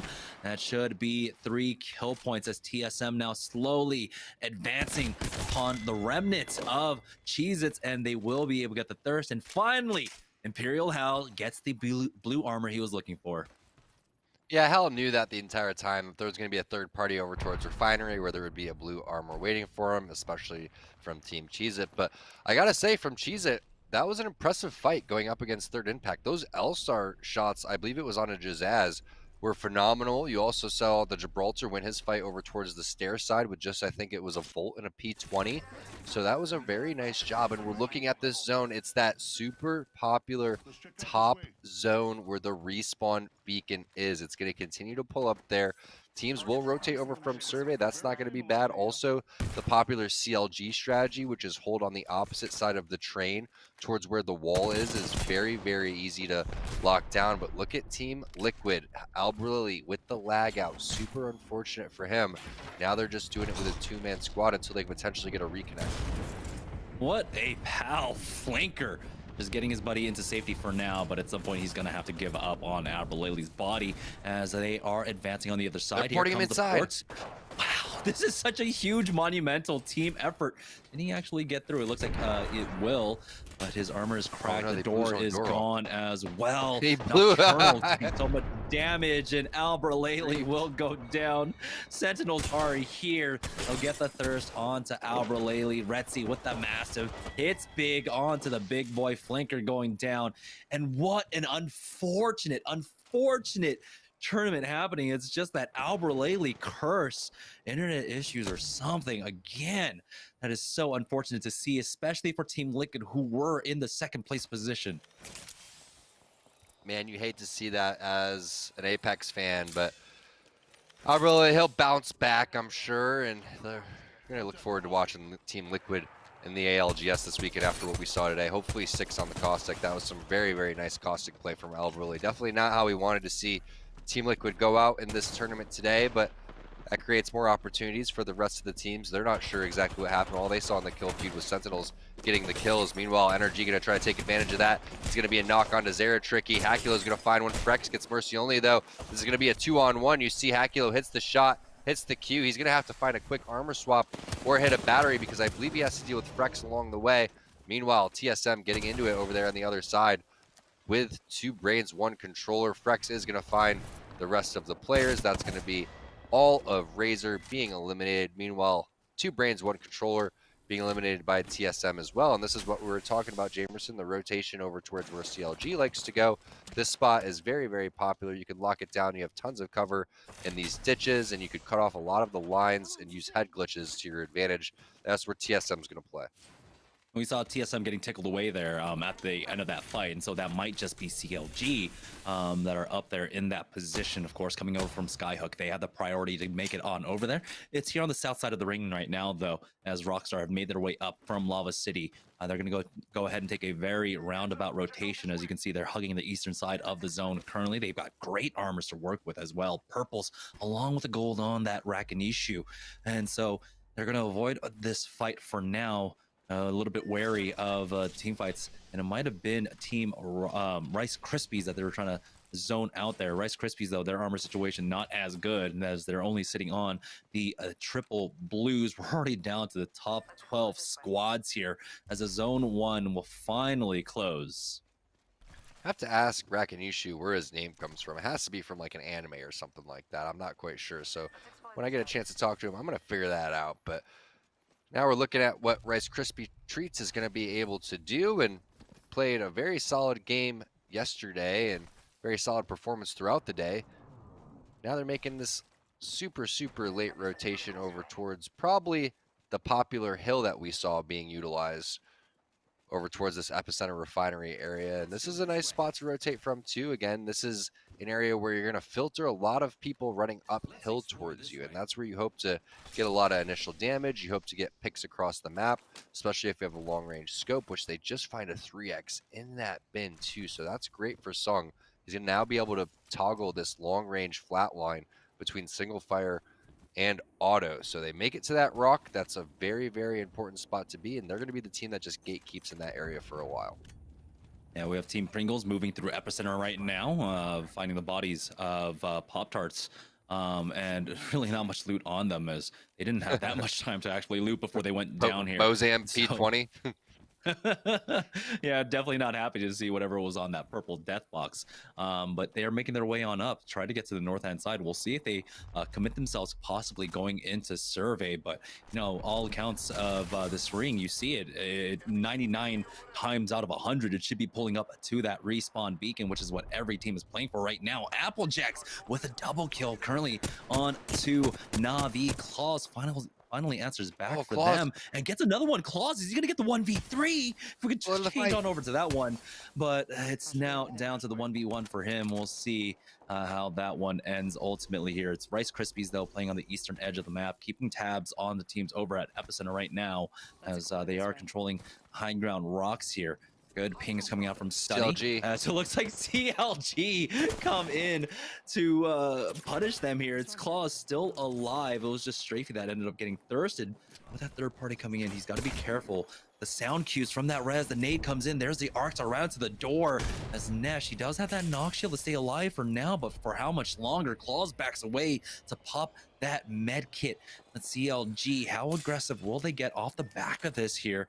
So it looks like Claws might have an opportunity to try and get Nesh back into this arc start just to cover the door, to buy some time for now. CLG, they are of course in position over here at this respawn beacon. CLG have backed up off of this as they got as aggressive as they felt comfortable, and they will just back away. They do not want to give up this spot. The TSM who could just come in and yoink it from them. Yeah, so I was wondering why CLG didn't go towards their typical spot, and that's because of the fact that they were able to get into the ultimate spot where the zone's going to end. So this is going to be great for CLG that they're finding kills throughout that too. But you're right, they don't want to make that rotation in. Meanwhile, big fight happening between Sentinels and 303. Retzi going to finish that one off in style, and always fun rezzing again right out in the open. You have your teammate there with the knockdown shield doing his part, and they both are going to fight over the box. Good luck, Crust. Stay alive just a little bit longer. Yeah, Retzi will go ahead and pop that res for him. NPL in a fight over here at epicenter. They have a team right below them. It's going to be very difficult to try and force them out of this position. The ring will do that in the next one here, but they can bide their time. Kraber in the hands of E-Boy Ronnie, as we are now down to our top 10 squads. They are scanned out by that Bloodhound, and below them it is Cooler, and Cooler are nothing if not tenacious, and so if they find some good damage, they could try to full send it off of them. But again, this is such a difficult fight to try and take, so they do just back away from that epicenter. They know that the ring is pulling away, so they can just bide their time and wait for that team to be forced down. Instead, they're going to go ahead and continue to make their moves as the pings do come out. They're pinging over towards that tunnel, the Skyhook tunnel now, finding additional loot along the way. As I like this rotation coming out from them. They are sweeping the south-hand side. You know, Cooler is a team that needs to catch up to NRG. They need to find kills. They can't be dawdling around over at epicenter hoping for the team to drop down. They need to be a bit more proactive here as Team Rice Krispies find themselves in a fight. There is a Watson on the other edge of this, as you saw that pylon there. GS Bird is going to be forced to use that Phoenix kit for now, as he has to throw down his bubble with that defensive bombardment now. Sung setting up a cross angle, but he gets tagged. That's the Kraber. You have to imagine coming out possibly from over at the epicenter side. And so, Team Rockstar, Team Rice Krispies, we are at a stalemate now, as Rockstar, they do have the shield advantage, and now they're going to go ahead and try and push that health advantage, as RK are hoping to get all these heals off. Super close to being able to hit the cells if you're Ronnie, but here comes the team. Nice crossfire coming in for Dracos. Doesn't hit the initial sauce, but is able to connect over towards the tail end. Doesn't have a mag on that either, so it makes things a little bit more difficult. Now is the massive time. The Wraith gets in a little bit too early, but it's going to be Rolders getting a knock to answer it back. Both Wraiths are going to be on the ground right now. Pickett looks fairly healthy too. However, it is a 1v1 right now as it comes in, and Pickett is going to have the cleanup over here. Punches his teammate against the wall, but now he's just going to have to rat it out. Team Rice Krispies in the vicinity. Nice job by them collapsing on that. You do also have TSM in the area too, and only 8 squads remaining here as we expect in the final game. Team's really trying to make up the kill points, trying to take over that second place so they can get the cash. First place most likely unattainable, besides unless Cooler completely pops off right now. But NRG, Team Liquid sitting in first and second. All their teams trying to take over Liquid's spot. Yeah, it's Cooler that are 9 points down from Liquid currently right now, so vying for that second place position. But Nathan with a charge rifle, big connect onto Yuki, taking him out. Nasky instantly pops back. He does have the bubble res for his team with the gold bag, so they'll be right back into this fight for now. But what a shot coming out from NRG, and NRG, you know, they feel pretty comfortable right now. I gotta imagine in that first place position. But this is the squad that, of course, there was that big question mark into play. They can take them out. Of course, it would be no question whatsoever who walks away as in the first place position here for Series E during Razer Week. Yeah, and we're taking a look at the teams that are stuck inside survey, and now we see 3 Caustics in the lobby overall. I believe it's Team Pringles, Team Liquid, and then NPL switched on over, I think, Bambino off of the Bloodhound and taking a little page out of Albrelli's book. If you see the crypto drone, that means that's most likely going to be Tech still alive in this game, and we'll see what they're going to be able to do. Is they're going to infiltrate from all sides right now, but Sung takes a lot of damage from the side. Now they're just playing over towards this rock. Tough spot to be. They don't want to stay here in the middle of the map. Yeah, they're going to have to be forced to use that bubble now, as Bird will take the high ground just to hold the angle for his squad. It's Applejack's right on the other side of the inside of this building here. It's Applejack's that was actually playing that crypto. I don't know which EMP was from whom. I don't know exactly where 2 Brains with controller are as well. Rice Krispies, though, find themselves a nice little spot to work with. There's 1:20 before the zone starts closing, but this is going to be a big scramble, big funnel of teams here on the southeast side of the map. And so it's all about who's playing the edge. It is Cooler here as they have to back away. That's going to be Sir Dell backing off with that Wraith Q. We'll see if they don't have the bubble, though, unfortunately, for him to get the fast heal. He pops that Phoenix kit for now, as the Beast of the Hunt is going to be used by Yuki. They need the information. They need the speed to back up off this. Nasky even popping that bat for himself. Yuki going up to the high ground here to get the vision for his squad. Doesn't see anything quite to his north yet. He'll have the scans as well, and then the reduced cooldown. So they're going to make another attempt to push in through. It's Team RK, though, that are pushing on to Applejacks now, getting that first knock on to Kenny. That's a big pickup. That's going to make it a little bit easier for them to rotate in, as Retzi and TSM help them out, finishing them off. It looks like Senox getting into a fight with Pringles as well. As unfortunate, it might have been a disconnect and a finish there, but now Pringles now playing as a 2-man, and they have a very rough rotate ahead of them as well. Yeah, apparently Apex not liking the Caustic teams right now, just griefing them and lagging them out. Now Casellos on the ropes over here, gets that battery off, but that's a full gold armor towards the top. Crust coming through with the wingman, hitting a couple cells as well. They're going to get the finish off. Meanwhile, Stunny going to help finish off Casellos throughout all that, and dropping the loot box down with a shot right there as Crust, so he can get some more ammo, some more cells, and try to reset as we take a look at what's going on with TSM. Looks like they're starting to make their push over here. towards one of the god spots. That's going to be Team Applejacks. They're fighting it out with. Lion going to get a knock on to Reps, but they get finished off. Meanwhile, Rice Krispy Treat's starting to make the rotation too. One team behind him over towards the high ground. Stunny takes a lot of initial damage through the portal. He's going to have to hit a battery. All three members are going to send it. That's going to be Bird getting a knock on to Retzi from Sentinels as well. And they're going to be able to push this bubble with ease. Nice shots right there with the flat line, but Sung does get taken out. They're going to have to hit these massive shots. It's up to Bird facing this last player behind the shield. It's Gibraltar on Gibraltar. Hits the reload button, but picked off from the side by Madness. CLG doing a great job, and of course they called this circle early on. They had the priority on the rotate. NRG are still alive, and they get rid of Cooler. The only question is, did Cooler do enough to secure themselves second place? Really didn't see them on the kill feed. And only, ending up in 4th place, there might not be enough points for them to secure second place. Remember, it's only first and second here that end up in the prize money, $300 and $200 respectively on the line. CLG with the God spot here at the Res Beacon. Now we're down to the top 3 squads. It's CLG and NRG along with TSM, full 3 squads. Luckily for TSM, they do have, of course, this low ground pocket to work with, so they don't have to overcommit, they don't have to overpeak. They'll even have the right hand side to work with as well, along with all these bodies. We'll see if they have any utilities and throwables to utilize here, as Reps has the ultimate Excel for himself. He needs one more though. Should have enough time to build it up though passively, but nope. He's got the other ultimate Excel. Unfortunately for him, on the other side, CLG are playing that Watson composition, so they'll have the interception pylon to work with, Tom. Yeah, the good thing is at least you're trading utility for utility here. If you're Reps, you could throw down the defensive bombardment, and then maybe you have a couple grenades off of those boxes as well. That's going to allow you to make a couple more plays and force out some of the other opponent's abilities. So now NRG makes their move, and they make it more towards the CLG side, which is great news for TSM. TSM can sandwich them, so NRG have to be careful in how they play this position on out. CLG have enough angles, it looks like, quite possibly, or they'll tank some damage to try and get that spot. But right now, with the zone pulling away, NRG and TSM are quite happy about this.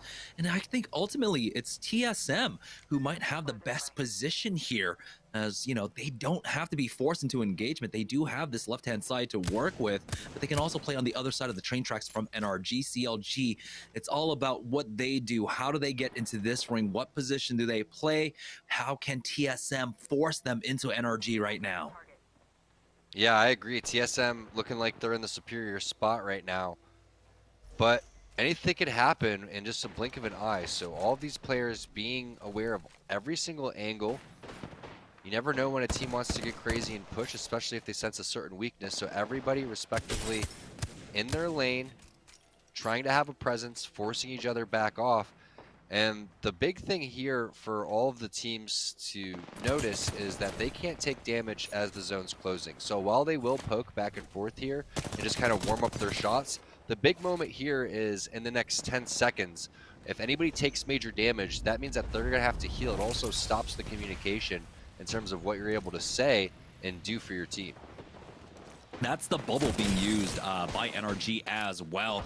Madness goes for that wide swing, gets some decent damage off. As we saw NRG using that mobile respawn beacon to try and provide themselves a little bit more covered as well. TSM trying to chip away at both squads. That's a great thermite coming out from Reps, taking away onto 2 of them for now, and it's forcing them back, and that is the damage that you were talking about. You cannot be taking damage right now as the ring is closing. Frex does have that bubble with that gold helm now, but they are getting pushed. Great master shot comes out. That's going to be the first knock. Backslon and CLG will get cleaned up. TSM tried to take advantage here, but NRG are healthy. They have the armor swaps to work with as well. They traded away 1 for 1, but Imperial Hal with that massive, and now it's all down to Rocker versus Imperial Hal, and Hal will be able to finish this one off. TSM take game number 6, but despite that, NRG should be the ultimate winners of the day.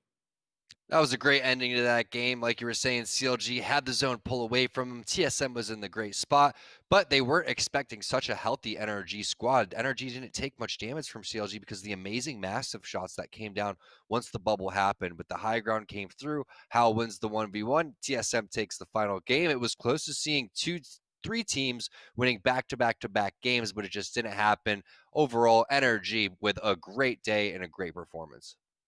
All right, we're going to take a short break, but when we get back, we will have the final results of today's game. So don't go anywhere, guys. We'll be right back with the results of Series E. Don't go anywhere, guys. We'll be right back.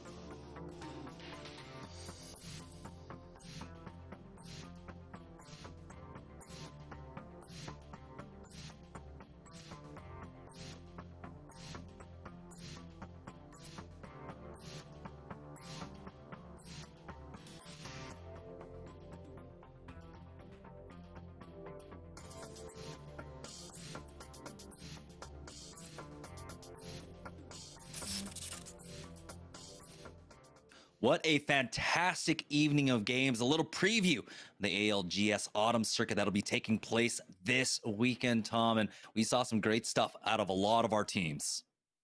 Yeah, we really did, especially from Team Liquid and from NRG. Unfortunate for Team Liquid, they didn't have the last game that they were hoping for with L really lagging out. But either way, very impressive performances with the switch on over to Caustic. Meanwhile, NRG showed a lot of different facets of their game in terms of being able to play the edge, getting themselves into God spots, and winning the final fights that they need to. Yeah, and so we do have the leaderboard, and let's go ahead and take a look at it. I don't think anyone's surprised by first place. It is going to be NRG, ultimately having the 91 first place finish. Team Liquid, though, do secure that second place spot. Cooler were stopped by NRG, just 3 points short of second place there. But TSM with a very strong finish also tried to make a run for that second place finish, but fortunately it was not in the cards for them. 51 points, 11 points behind Team Liquid. A little too late for them, unfortunately, not having a great first 5 games there. So congratulations to NRG and Team Liquid for placing into the money here at Razer Week. And speaking of Razer Week, I believe the giveaway is still going here. And so make sure, of course, you enter that. This is the last chance, of course, today to win out the Viper Ultimate Mouse. You could choose from one of those 3 colors. So just type in ! giveaway. We will be rolling that raffle in the chat, and that will end tonight. But that's not it for the giveaways that we've got. Make sure you're also following Esports Arena on Twitter as well, along with Razer, and retweet, like, do everything impossible to be able to win this huge bundle coming out. So you got the ultimate Viper Ultimate, you got the Black Widow, you got the Razer Keo, along with that Black Shark headset and the Razer backpack to carry it all in. That is a competitive backpack, by the way, so it will fit. I believe it should actually fit a full keyboard, not just a 10 keyless. And so get in on that giveaway, guys. It will be ending on the 22nd. Tom, any final words before we close out the day today? Can I win that? I want that right there. I don't know if it's written into our contracts if we can enter or not, but anyhow, you know, there's lots of great prizes go around. We'll be continuing to do this. We have a lot more weeks of Series E with plenty more giveaways. So make sure you're following us here, of course, if you haven't already. I don't know why you're not when you're watching us every single week here at Series E. But that is going to do it for us here at Series E for Razer Week. Thank you all for tuning in. Make sure, of course, you're following Tom here because he's going to have all the breakdowns for ALGS Autumn Circuit this weekend. I got a couple things going on as well. And so a lot of tournaments going on. It's going to be an action-packed weekend of competitive Apex Legends. But we will also be returning next week, 5 p.m. Pacific Standard Time, Tuesday and Wednesday, like always. And so we will see you then. Thank you all and have a great weekend.